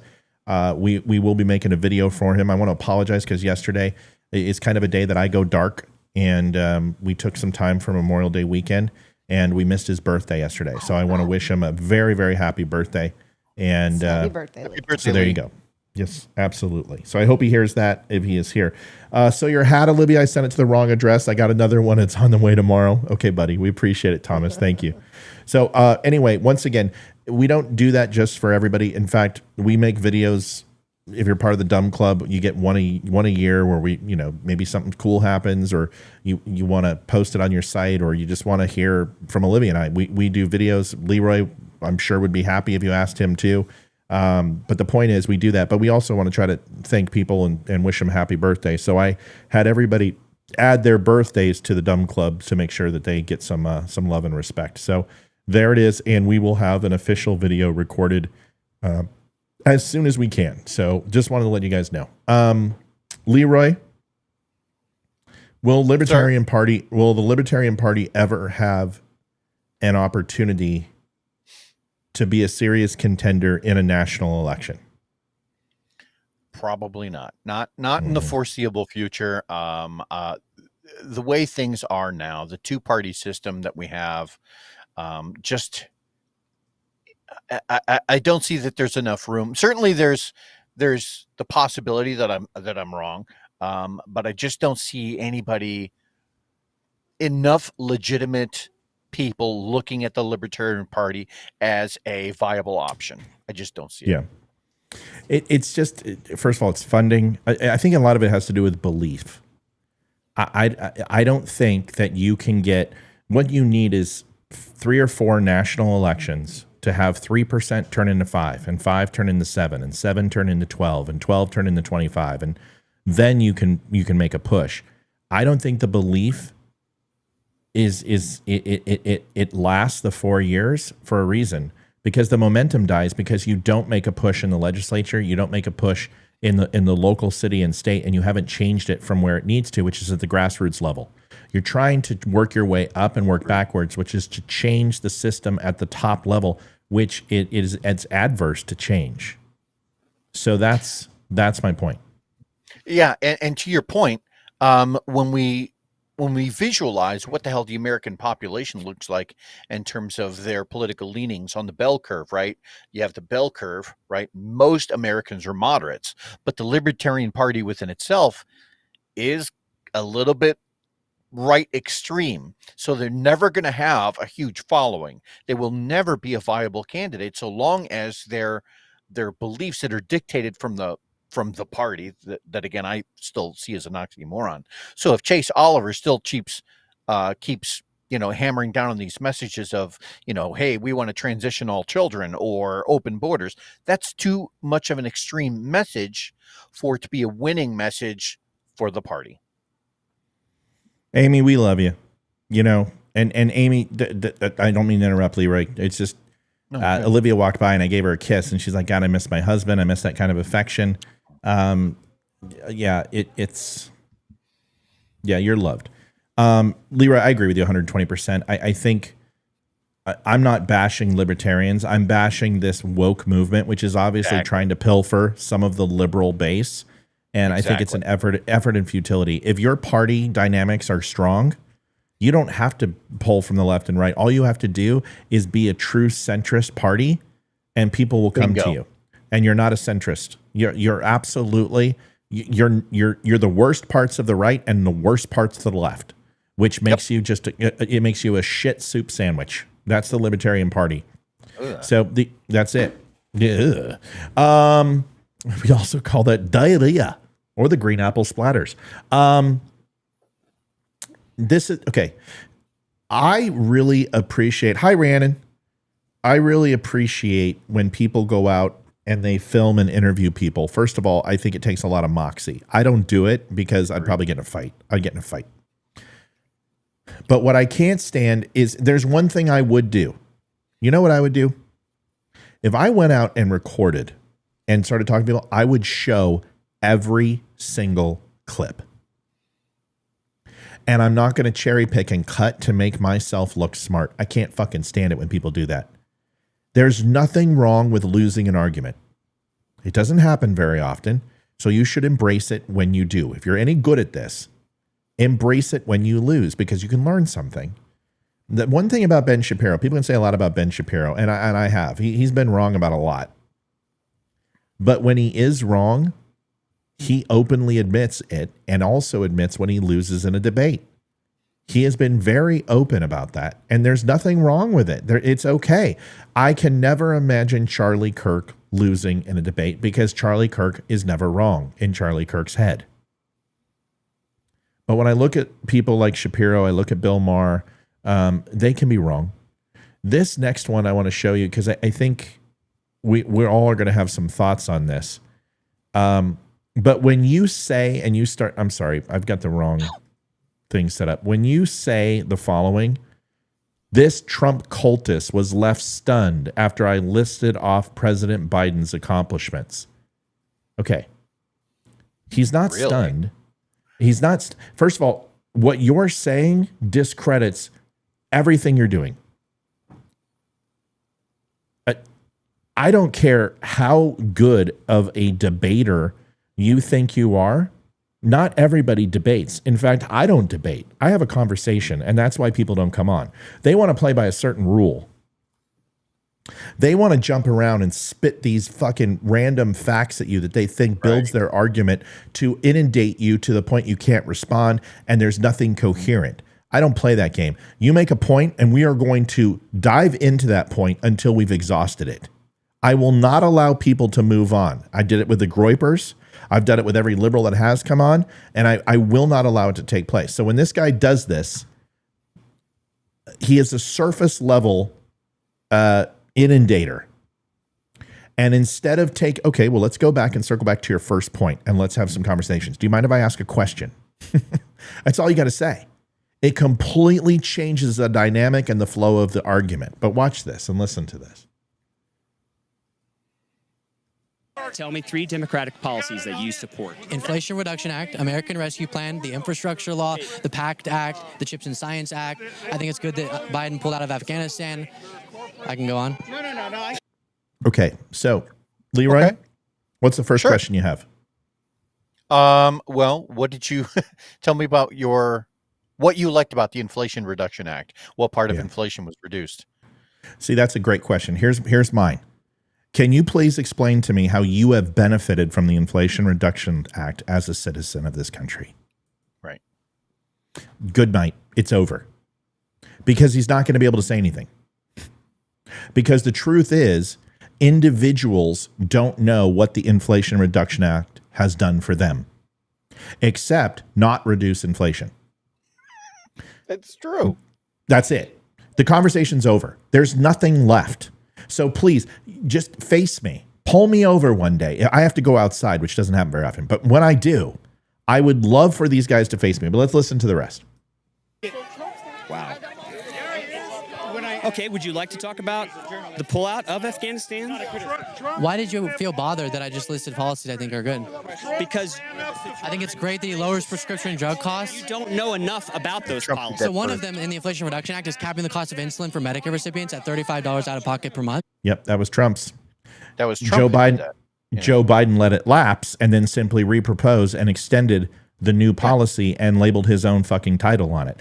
So you're right. I agree with you. I think it's great that Donald Trump did it. And I think it's great that Joe Biden went ahead and extended it, but he didn't. What he did is he slapped a new title on it and he went ahead and put lipstick on it and said it was his own. So he did what he always does, which is plagiarize. Would you like to go into some of those things that he did in college? These conversations are not difficult. But these guys sit here and they come loaded and come prepared because they know. And let's face it, folks, not everybody is a debater. Congratulations. You're not a pro. You're not an NBA player. You're not a Top Warner player. You're a high school basketball kid who has a pretty decent outside range 3, which makes you better than 98% of everyone else in the U.S. And you're trying to flaunt some very basic skills against people who don't have any. That doesn't make you a winner. Face and punch up. Don't punch down. I can tell you right now, just based on the way that this kid's mannerism and the posture, that overall he can articulate better than this Trump supporter. That's going to make him look superior, but it really doesn't. It makes him look inferior because what he's doing is he's hunting. He's hunting in a barrel. And why don't you go face the big fish? Go face the people who you can make change, because this conversation and the million of others that happen every single day do absolutely nothing to benefit people. All it shows you is how to be an asshole. A real conversation or a real interview question wouldn't have been a litany or a laundry list of every accomplishment, either plus or minus a current administration. It wouldn't have gone that way, because a real A real conversation would say, all right, well, let's talk about the CHIPS Act, right? And then you pick one item, because that's something you can have a discussion around. If you're just out there listing a laundry list of shit, great. All that means is that you can keep listing your head, and in the hopes that you're going to confuse one of the person that you're interviewing. That's not a good faith argument. That's a slimy And you should move. have an interest in those things, right? You should always have, like, if you're asking a question, now this guy goes to Afghanistan because it's the only thing he knew. Well, that's not the way to do it. You know what I would say? Wow, you know what, man? It sounds like you know a lot about these things. I really can't address the things that you just talked about because I don't know them as well as you. But I do know a lot about Afghanistan because I served my country for 16 years. I was a master sergeant and blah, blah, blah, blah, blah. This is what I did. This was my MOS. I served in Afghanistan. I've been to 4 cities in Afghanistan, and I've been deployed 6 times. Well, let's go ahead and talk about that. You know what that kid would do? He would pull his tampon and run. Right. But see, that's what people do is they go, oh, well, let's talk about Afghanistan. Or they belittle right back, go, you don't know what you're talking about. The kid obviously does know what he's talking about. So maybe what you should do is slow down and focus on what you do know versus what you don't. Because if it's just going to be a conversation about, I know more than you, well, then officially you win. Because it doesn't mean anything, right? We're not debating any. You're trying to own me versus own the topic. That's not what a debate is. Why don't I do this? Why don't just you and I drop the fucking microphone and I fight you right now? And I kick the living shit out of you, because if it's you versus me, I'm going to win. But if you just want to sit here and just, exchange pleasantries and pretend that you don't have disdain for me and I don't have disdain for you, this isn't the place. See, that's the problem. This isn't a debate. This is a dick measuring contest. So be the bigger dick, right? That's what he's trying to do. In a true debate fashion, once you selected one topic, because that's how debates work. Once you've selected one topic, then basically a debate is having a conversation of points and counterpoints to basically say, hey, look, this topic is, or this policy is or is not good for the American public. Right. That's what a debate is. It's one topic at a time. Here's another thing. I would never hold the microphone. I'd give it to him. Here you go. You hold it. If people don't like you, you'll never change their mind. If anyone who's seen me on my show, when people come on and they want to just go and they come in gangbusters and they're all fired, I give it right back to them. But when they slow down and stop and start actually considering the conversation, and there was another person at the end, we get to a place where I'm like, hold on a second. Everyone's seen me do it. This is what I say. Hold on. Time out. Slow down. Why are you so upset? Or whatever, and disarm, but hand him the mic. There are many times where I'm like, you know what, man, you got 5 minutes, go. And I move the mic away from my mouth. You have to, if people don't like you, you'll never change their mind. Okay. Right. Let's watch the rest of this quick reaction. And then we've got one more and then we're going to take off. Here we go. And I think that's really good. I don't think seniors should be having themselves price gouged. Now Medicare will negotiate drug prices. I think that's really good because of Joe Biden and Democrats. I think Joe Biden is an illegitimate president. I think the election was stolen, and I think he's going to be killed for his treason. How about that? My God. Yeah. Wow. And you're an idiot. Yes. You embarrass me that you even remotely pretend to be in the same party that I'm in. Good for that kid. Embarrass that douche plow. You guys should go back and have gay sex, because I don't care who pitches and catches, because you both are a complete waste of oxygen. Dude, that's not a Trump supporter. That is a nut job cure. Yeah. And honestly, the quicker that they leave our party, the better. Like, they should join the Libertarian Party. They are perfect for them. Perfect. Sorry, Leroy. The perfect counterpoint to that kid at that point is, so if you're worried about price gouging, if you're worried about the cost of living increases for elderly people and those who are on a fixed income, what do you think about the inflation levels and how that has basically robbed everyone? Tell me about your feelings on that. Is that a success for Joe Biden, or is that a failure? Go. Yeah. He could have addressed it that simply and it would have been over. I would ask him a question. Is it because of Joe Biden's inflation that you can't wear an actual button-down shirt with a suit jacket versus wearing a T-shirt? So I would ask him. There's something I want to show you guys, and then I want your opinion. Listen, Tim Pool. I don't love Tim Pool. I don't dislike Tim Pool. I really don't have much of an opinion. Huh? Kidding. Is he on? I'm kidding. Oh, no. I don't really care. But Tim Pool had a chance to interview Trump. I would kill to interview Trump. I really would, because I think that would be an amazing conversation. I really do. But here is... Hold on, let's see if we can find it. Not to lock down. That's Sorry, a fact. just 1 second. Here it is. So he had a chance to interview Trump, and I want to get... I will start with Olivia, because when I saw this picture, I'm like, usually it's video that I do, but I had to hit this up. Okay.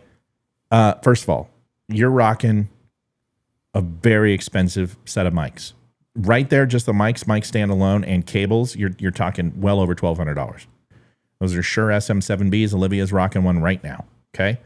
In my opinion, it is probably top 2. It's definitely number 1 for females as the best female mic out there.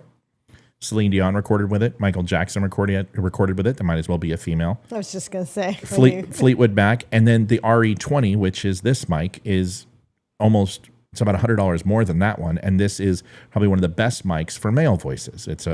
Most studio DJs use it. So there's no expense here. Tim has a good setup. The camera he's rocking is 4K based camera. It is pretty much a low-end movie camera.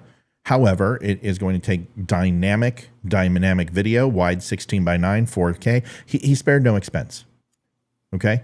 So whatever's going on here, whoever set it up, it's good. Now, it may not be Tim's, but this is what we've got. And you've got Donald Trump in a $3,000 suit with a $200 tie and a $500 pair of shoes, and looking like Trump always does, fantastic, with a $375 shirt. And looking good. And then you got Tim Pool. The comment here from a guy named Raven, and I don't know who the hell Raven is. Raven's crowing. And he says, Tim Pool looked disgusting wearing a beanie while interviewing President Trump. Very, very disrespectful. So I want to ask you guys a question. Leroy and I are cut from the same cloth when it's like, there is a time when we wear our dress blues. There is a time when we wear our dungarees. There's a time when we wear camo. There's a time when we wear civvies. There's a time when we wear shorts or pants, and we're used to a dress code. I've been out for a long time, but I still understand how to put on a suit, put on a collared shirt. But most of the time I'm in a hat and I'm in a t-shirt because this is what I'm comfortable with. When I interviewed Eli Crane, I wore a hat and a shirt because that's what he wore. Ryan Weaver, hat and shirt, same thing. But if I was to interview Trump in that setting, I would put on a suit and a tie, just like Dave Portnoy did. Dave Portnoy always wears sports gears and t-shirts and shit, but he wore a suit because that is what you do. Do you agree with what Raven said? Does Tim Pool look disgusting? Is it disrespectful for him to dress like that in front of Trump? Liv, I want your thoughts. No, I don't think it's disrespectful. I wouldn't do it. I would dress up and made sure I looked, dressed to the nines, because I would look like cheap trash compared to what he's wearing, you know? But if I'm not mistaken, Tim Pool is known for the beanie. That's what he wears, and that's what he does, and that's kind of his thing. And I think double-edged sword. People are going to call him out for not dressing up, and then you've got the loyal followers that are going to call him out for kissing Trump's ass if he actually dresses up in a suit, because that's not what he wears for every single video that he does. Yeah, exactly. So he's just being himself. And I know I probably wouldn't get out a prom dress or anything massively, but I would probably wear a nicer shirt, if we were to interview him or something like that. I definitely want to look, I wouldn't be wearing t-shirt and stretch pants. Yep. But I don't see you wearing a suit though. I would think that you would maybe wear one of your nicer shirts and not wear a hat, but because you do that every once in a while. But this is our job and your job, and this is what you do, and that's kind of what you've set the standard as to what, you know. But I mean, take it Izzo. Izzo wears the 3-piece suit and is always looking. And I very never, dapper, I never and dress up for You Izzo. have never dressed up for Izzo, and Not once. he doesn't dress down for our show. Yep. And He won't. because that's his standard that he set for himself, and that's how he dresses for his show, and this Right. is how you dress for your show. Right. So I don't think it's disrespectful in any way, and I probably don't think that Donald Trump would think it would be disrespectful in any way. But Tim Pool's going to have haters either way. Right. That's, well, we've got one right here. Shane, stick around. I want to address your comment, but I'm going to put you on the back burner because you deserve it. Leroy, your thoughts?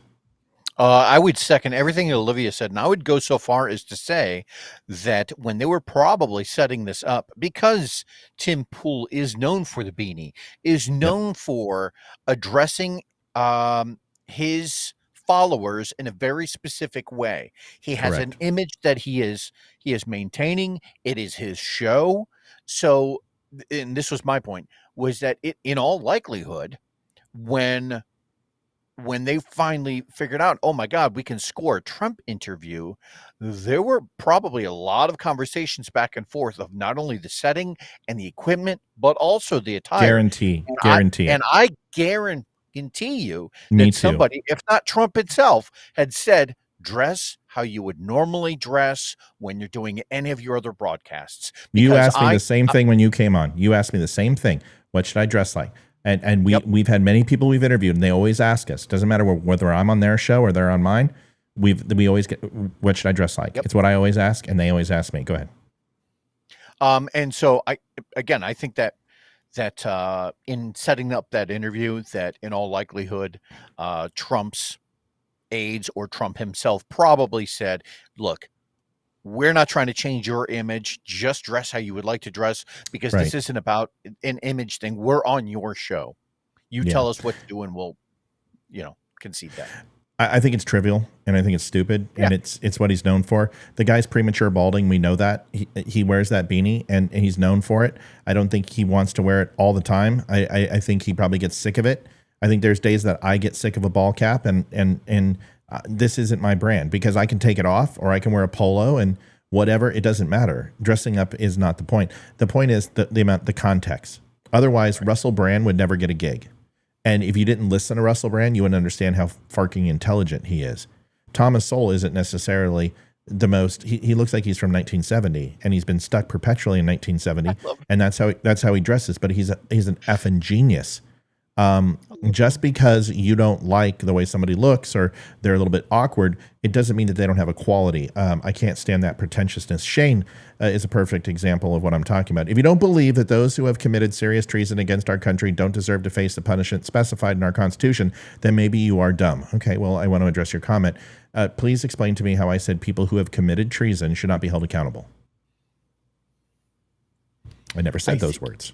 No, I know what he's saying. Let me handle this one. Okay, it's addressed to me. Let me take care of it.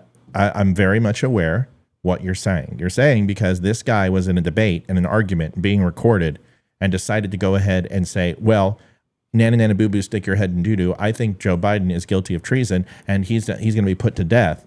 Do you consider that to be an acceptable response to the questions and the conversation that they were attempting to have? That's what I'm addressing. It's an idiot remark, and it's stupid, and it makes no point whatsoever.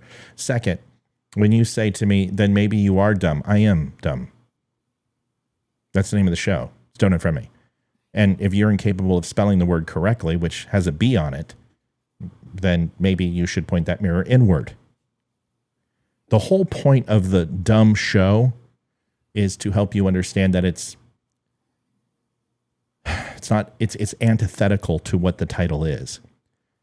It doesn't say don't unfriend me because I'm sensitive. It doesn't say don't unfriend me because you make a point and I decide to go ahead and ban you. It's the premise of the show during a very tumultuous time in our history where people are losing quality friends, family members, godparents, whatever it might be, over political ideology. So when you say maybe you are dumb, I am.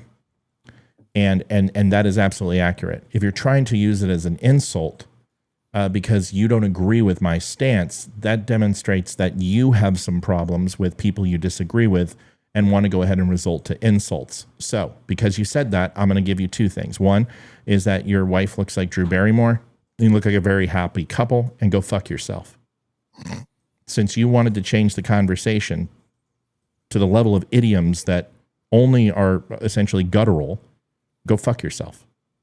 Okay? If you'd like to respond and retort, I await. Leroy, go ahead. Did you have something you wanted to say to Shane? No. Okay. Well, Shane, I don't know who I'm glad Shane we cleared is. that up. Liv, anything else on the Tim Pool thing? We should reach out to Tim. I know. He lives down the street, if I'm not mistaken. You have? What happened? I couldn't get a response. I actually dropped your name on several occasions, basically just trying to get the interview process to happen or some level of exchange, because I do know that you guys are relatively close. I think a lot of it comes down to is that this guy probably receives a shite ton of people reaching out to him. And honestly, there's no reason for him to give me the time of day. I'm not even on his network. So anyway, that's fine. Maybe someday. We'll see. Joe Biden is going to address the nation from the Oval Office.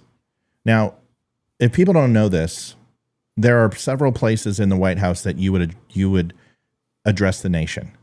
The Oval Office is usually the most serious. It's been used to address a health issue. It's been used to address a declaration of war. It's been used to address something in the United States that has severe, profound impact.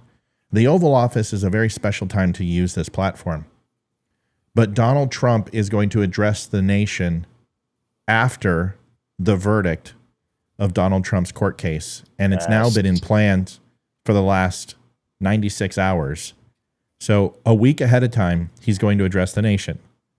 Now, I want us to all think about this. Why would Joe Biden address the nation? What's the point? Now, I want to give you some heads up. There's a gentleman named the Daddy Twins. He's at the Daddy Twins on Twitter, just like it's spelled. Liv, would you mind putting it up for me? At the Daddy Twins with a Y. And Amy says you have to contact his producer. Go get him, Amy. You're a representative of this show. Go get us booked on Tim Pool. Go make it happen. I love you. This is about 1 minute and 8 seconds. I want you guys to listen to this. I don't know anything about this guy. I'm not necessarily recommending him, but I am using his video, and I want to make sure that he gets credit because he deserves it. It's hard to create content, folks. It's not easy. I do it every single day. Natalie says, must you guys always make joke from this? What, Natalie, what are we making a joke on? Whatever's funny. I don't know. What did we do? I don't know what you're talking about. I don't know, but I'm clear it up, Natalie. So at the Daddy Twins, here is the video. Take a listen. I haven't watched this. It could be complete dog shit. I don't know. Next week, they're going to read the Trump verdict. And Biden has announced. Okay, it sucks. Don't follow him. No, I'm kidding. He's going to address the nation from the Oval Office. Now, is it me, or have you ever heard of a president of the United States addressing a verdict? Right here, Facts Matter tweets this out. Look at this. Breaking: Joe Biden plans to break silence and publicly address the criminal trials Donald Trump is facing when the verdict is reached. Star tweets this. Apparently, Joe Biden has announced he intends to make a national address following the jury's decision in Trump's criminal trial in Manhattan. What does he know that we don't? The verdict, maybe? Biden plans to address the Trump hush money verdict from the White House, right? Biden has stayed silent on Trump's trial. The verdict will change that. Tell me like I'm 5 years old. Why would the president of the United States need to make an address the nation from the Oval Office about a verdict, about a bookkeeping a trial? Does that make sense to you? It's almost like they know the answer already, don't they? They know what the verdict is going to be. In other words, get ready, America. Everybody's saying the fix is in. What do you think? Put it in the comments down below, and I will see you in there. God bless everybody that bought one of my handmade chocolate wallets. Thank you for supporting the Patriots. Yeah, go buy his handmade chocolate wallets. All right. So I have a couple things. He presents well. Yeah, he's clear. He's concise. He asked some questions, which I think we owe it to. Hold your attention. Yeah, it holds your attention. He's engaging, and I like him. I like his green screen work. Most people don't know how to do that, so congratulations.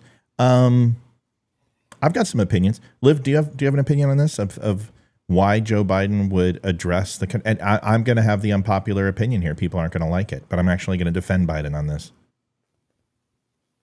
I wouldn't know. I wouldn't know why he would do that. Do you think? Okay, then let's switch that up. Do you think it's a good idea or a bad idea? Should the President of the United States get in and do a national address based upon his political opponent? No, I mean, he's doing it before the verdict. No, he's going to wait for the verdict to come out, and then he's going to address the nation. No, I don't think he should. I think he should stay out of it. I mean, either they're going to say Trump's innocent and cleared of all charges, and he's going to try and spin that on him and say, well, he already still has other indictments, and he's going to make himself look like an ass because he's going to try and spin it and make Trump look bad anyway. And it's going to make himself look like he is, I can't think of the words. Take your time. There's no rush. He's I can't think right now. It's I can't get the point across. Train of thought is boarding at the station. It is. I'm like, yes, Leroy, go. I'll think of it. Okay. All right. Well, no matter what happens at the conclusion of the trial, right? If Trump is acquitted, his poll numbers are going to skyrocket. Correct. If he's found guilty, his poll numbers are going to skyrocket. So no matter what happens at the end of the trial, Donald Trump's poll numbers are going to skyrocket, and he's already ahead of Joe Biden in all of the swing states.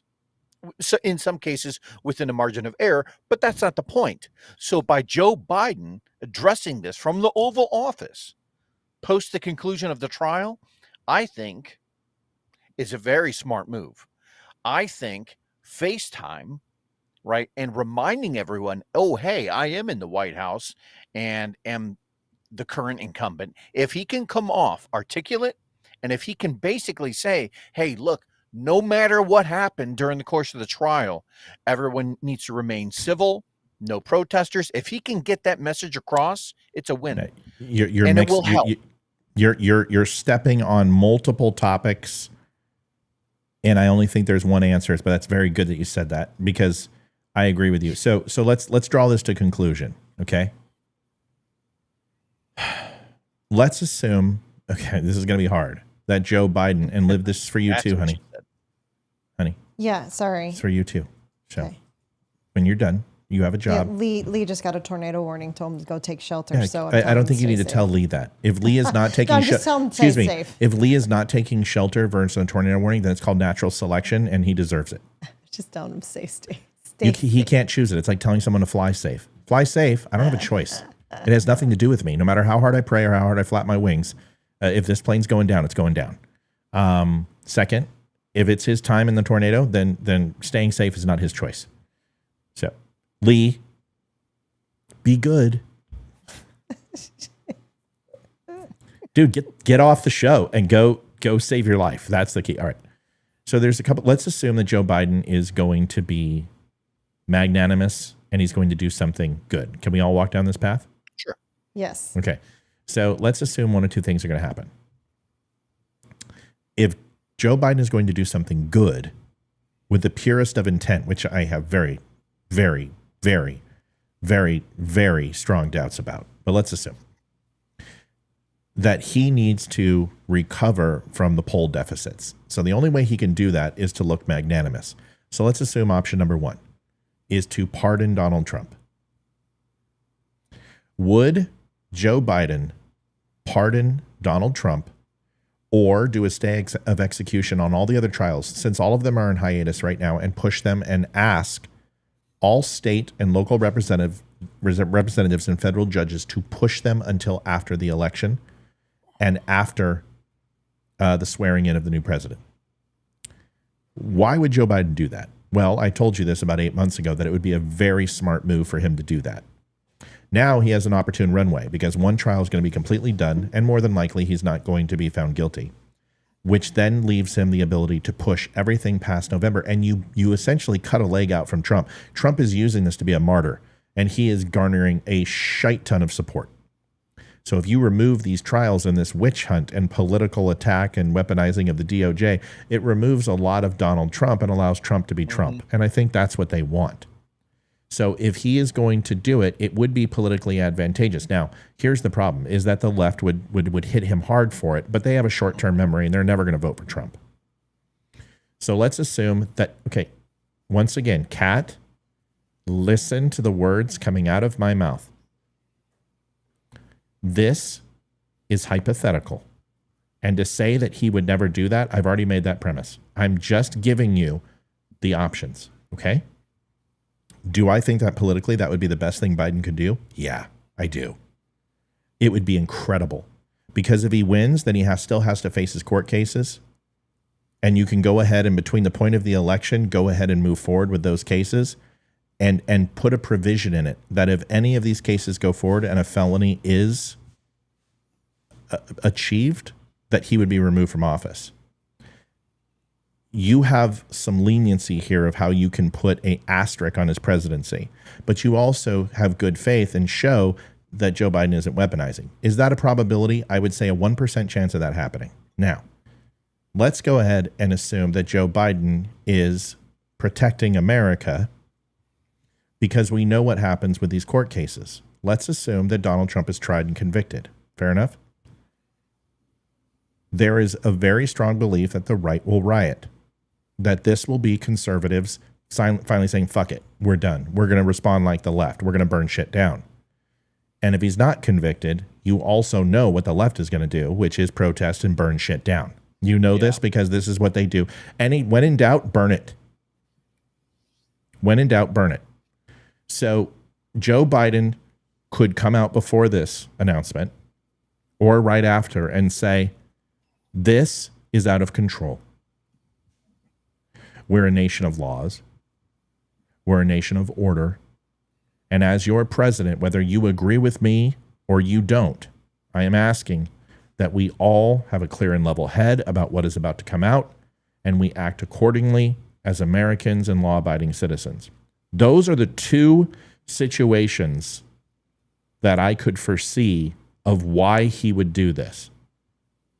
What he's more than likely going to do is exactly what Leroy just said, which is trounce on Trump and remind everybody that he's got other looming cases, to use it as a political campaign speech, and what is known as bullying the pulpit. He is going to flex the seal of the Washington, D.C. / nation's capital / federal government and demonstrate that he is the president of the United States sitting behind the resolute desk in the Oval Office to flex the arms of his image. And that is probably why for damage control. I'd love to get your thoughts. Olivia, you want to go first? You can go.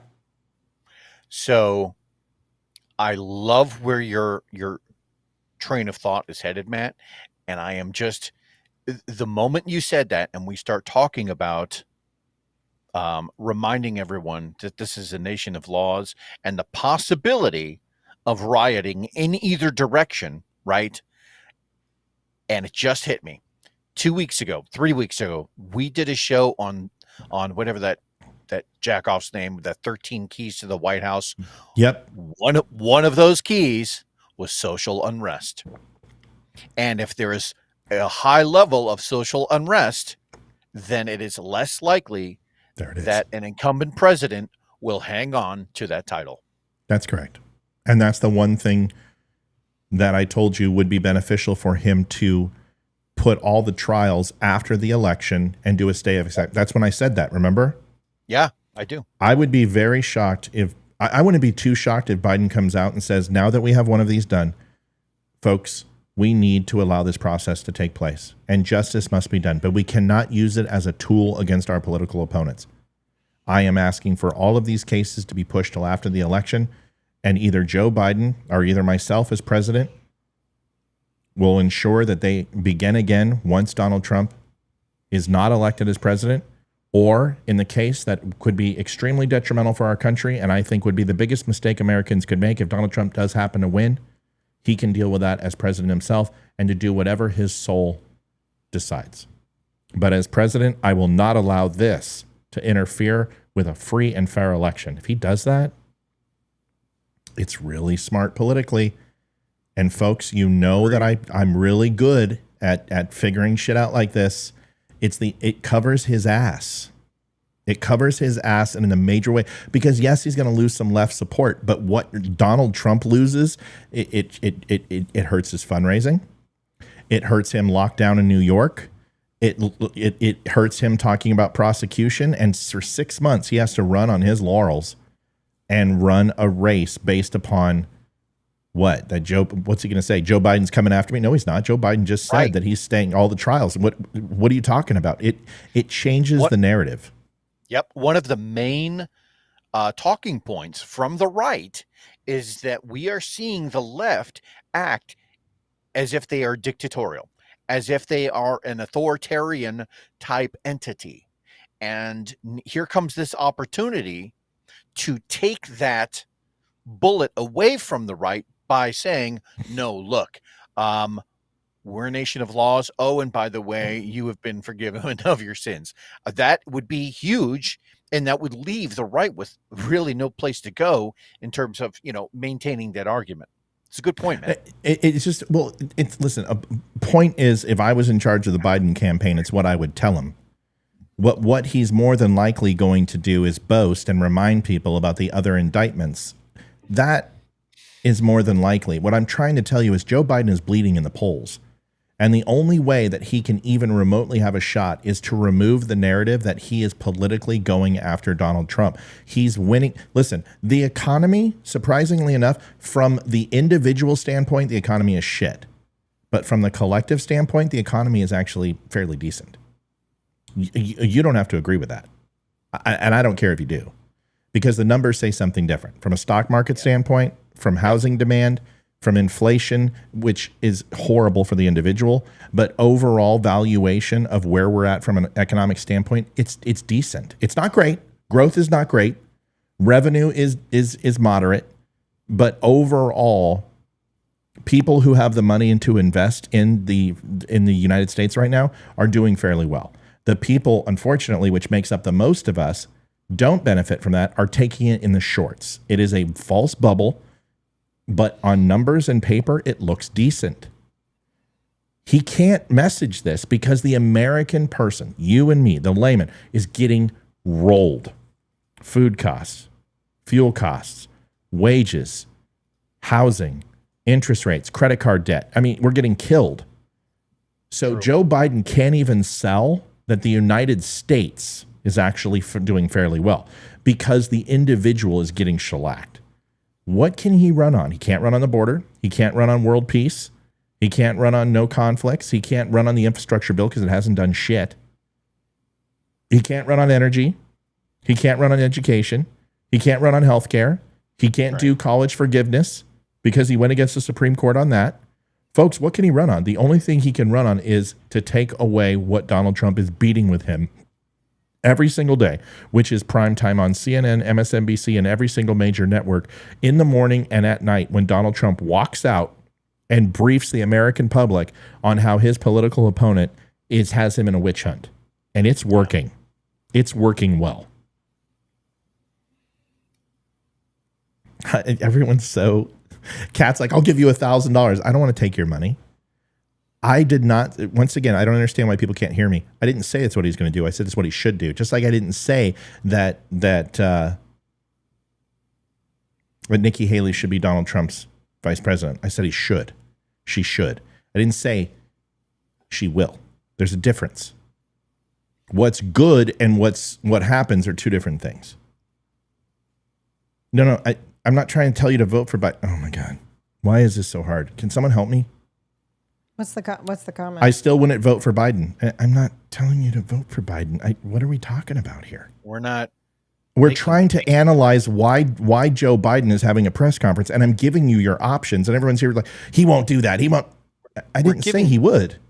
We're giving predictive analysis of why this press conference is happening. What would be the most beneficial for the party? Because let's be clear about this. This press conference is not going to be for your benefit. No. No, it's not for you. This is going to be whatever the optics can be shifted slightly to make the Democrat Party and Joe Biden look just a little bit better because right now in the polls, they are tanking hard. Yeah, they look bad. Okay? Everyone just listen to what I'm telling you. I'm giving you the options of why he would address the nation. And it's simple. Riots, damage control, or go on the offensive. That's it. Those are the three. Or affability by clemency. See, okay, let me explain something quickly. Do you guys think that Gerald Ford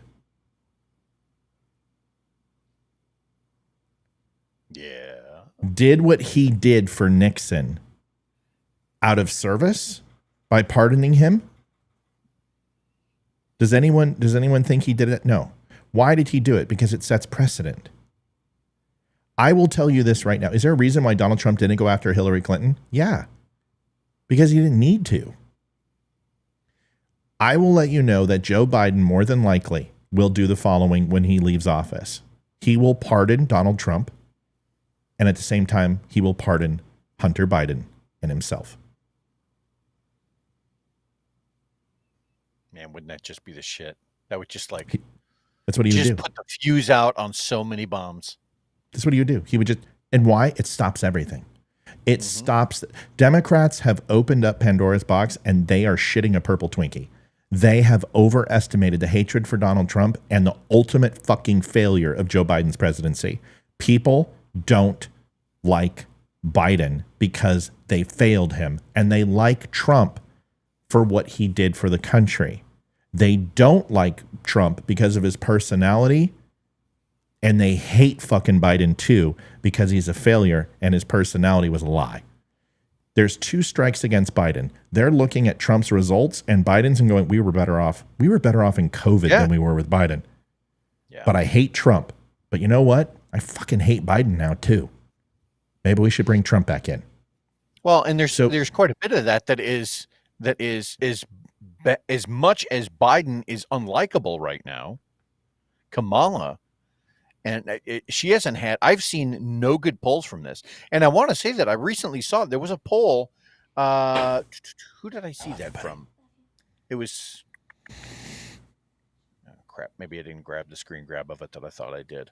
But there was a recent poll that basically reflected that Biden right now is the most disliked president of the last like 60 years.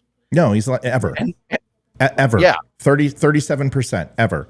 He is now eclipsing where I believe the US Senate and Congress was 15 years ago. So so folks, listen to me. People, okay, you can't have it both ways.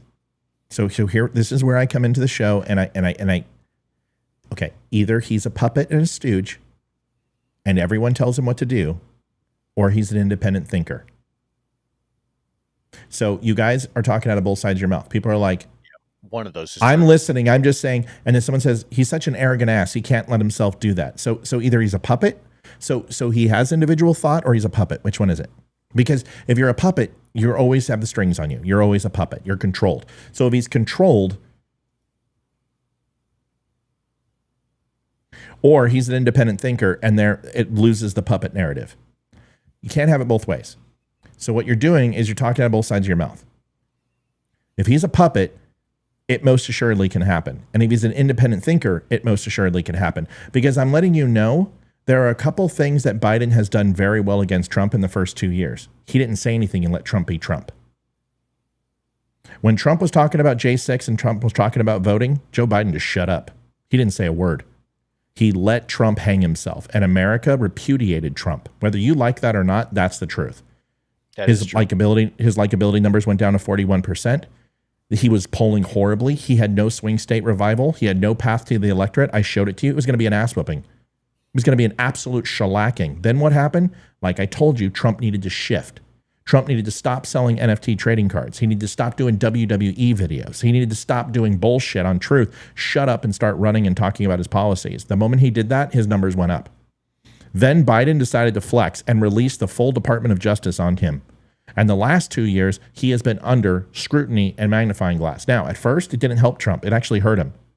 Now, people have Trump fatigue. They are sick, and they're not sick of Trump anymore. They're sick of people attacking Trump. They have completely overestimated their hand. They have bluffed so many times now that nobody is afraid to push all in. Everybody's pushing all in, and it's forcing the Democrats to lose every pot, every hand, and they are bleeding money. The only way they can do that is to stop and create some sort of question mark, some sort of unknown that stops this, where people actually trust their bluff again. The only way you can do that is to remove the narrative that's against Trump right now, that they are politically prosecuting him. They know there's no way that Trump's going to get convicted of any of the other indictments. It's over. Why not throw it out? Why not push it till after the election? Because then it removes the frickin' bluff issue that people are having, and everyone stops going all in on him. It makes them question mark. Well, wait a second. Now is Trump lying because Biden just went ahead and did this? This is chess, folks. This isn't checkers. This isn't twiddlywinks. I want you to think steps ahead. How does Biden take some momentum back from Trump? And then maybe you'll have an idea what this is going to be about. Now, I have a feeling that I'm with you, that the Democrats are going to go all in and talk about the other indictments and remind America. But there could very possibly be a shift in the Biden administration to show clemency in order to gain momentum. And I'll tell you what will happen right after. Okay, Leroy, you ready? If Donald Trump, if Joe Biden does what I said, and I'm not saying he's going to, I'm just saying these are possibilities. If he does this, I will tell you what Trump will do. 1 hour after Joe Biden does this, Donald Trump will address it on Truth Social. He will have a conference, and then that evening he will announce his vice president. He will take the I know Trump really well. I know him now, and I've watched him. He has built up this vice president pick so large that will change the media narrative. He will take the media narrative back. Joe Biden offers clemency and pushes the court cases for Donald Trump. Breaking news: Donald Trump announced his vice president pick. Poof. He owns the news cycle. And he's smart. Yeah. It is smart. And if you think Donald Trump's not holding that, if you think he's not holding that in his back pocket, I'm pretty sure he is. I would agree. Laura, I would agree. But tell me that when I take over the news cycle. Breaking news, CNN, MSNBC, Joe Biden offers clemency, blah, blah, blah, blah, blah, blah, blah, blah. Donald Trump.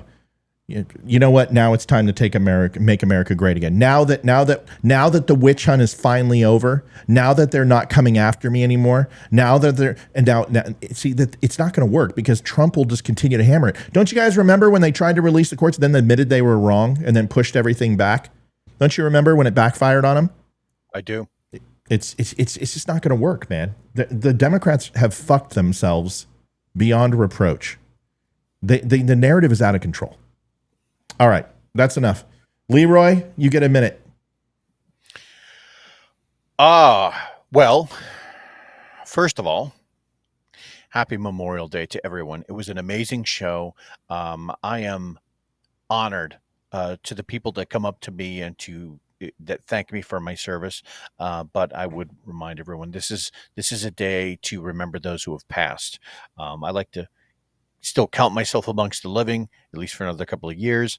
This is really about, the biggest heroes that we've had in the American military, who have passed, who have given everything, right, so that they can secure your liberty.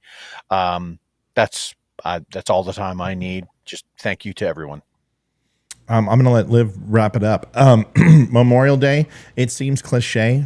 I listened to that last line where people gave up everything to ensure your liberty. That seems to be laughed at now.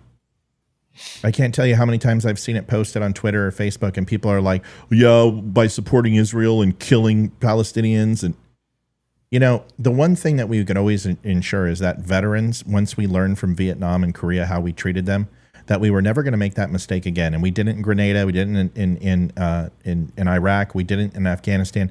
And we realized that tying the yellow ribbon around the tree and lighting a candle in the window and all the things that we did was worth it. And I understand there's vitriol. I understand we're angry. I understand we're frustrated. But disparaging veterans and what they do, whether you believe that their sacrifice was honored, whether you believe that their sacrifice was worth it, they did. And that's all that matters. And I can tell you to every man and woman that we have lost, Leroy and myself, and on all the generations, there's one thing we all had in common. No matter where we came from, no matter what color we were, what religion we were, we all share one common goal, that we believe in this country and we're going to sacrifice, if we had to, our lives to defend it. And you don't get to trivialize that because you have a political axe to grind with the government. Right. You just don't get to do that. So this is Memorial Day. And the key word in Latin is to remember. So we should remember and honor their sacrifice. You don't have to be in agreement with our government in the way that they were used in order to remember somebody and honor them. That's all I have to say. Livy. Just want to say thank you to everyone who has donated this month to go past our goal.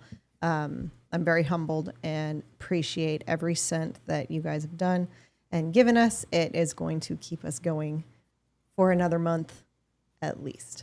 So really appreciate all of your help. Is it your birthday, Leroy?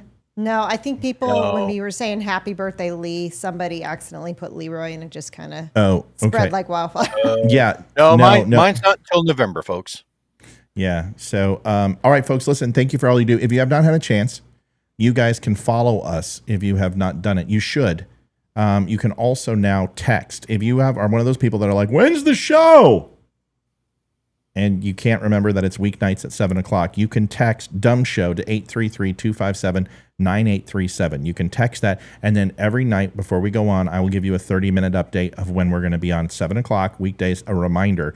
You can do that. Also, other things, pressing things, whether we have a new shirt come out or some breaking news, there's an article. I will go ahead and use these texts to go ahead and communicate with you. I promise not to spam you. There will be one a day on weeknights because that's when we have the show. So remember that. But I will keep and be diligent.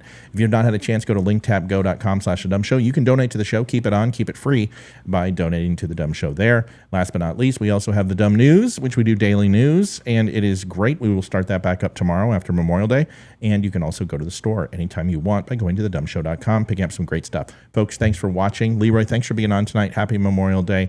We will talk to you guys. Memorial Day, brother. Everyone take care. We will probably not be on because we have a playoff baseball game tomorrow. I will let you know and keep you in touch. Good night, everybody. Night, y'all. Peace. Thanks, Leroy. This is the Don't Unfriend Me Show with your hosts, Matt, Leroy, Amy, Olivia, and Mike. Geopolitics, military analysis, and election coverage. Coming to you live on the...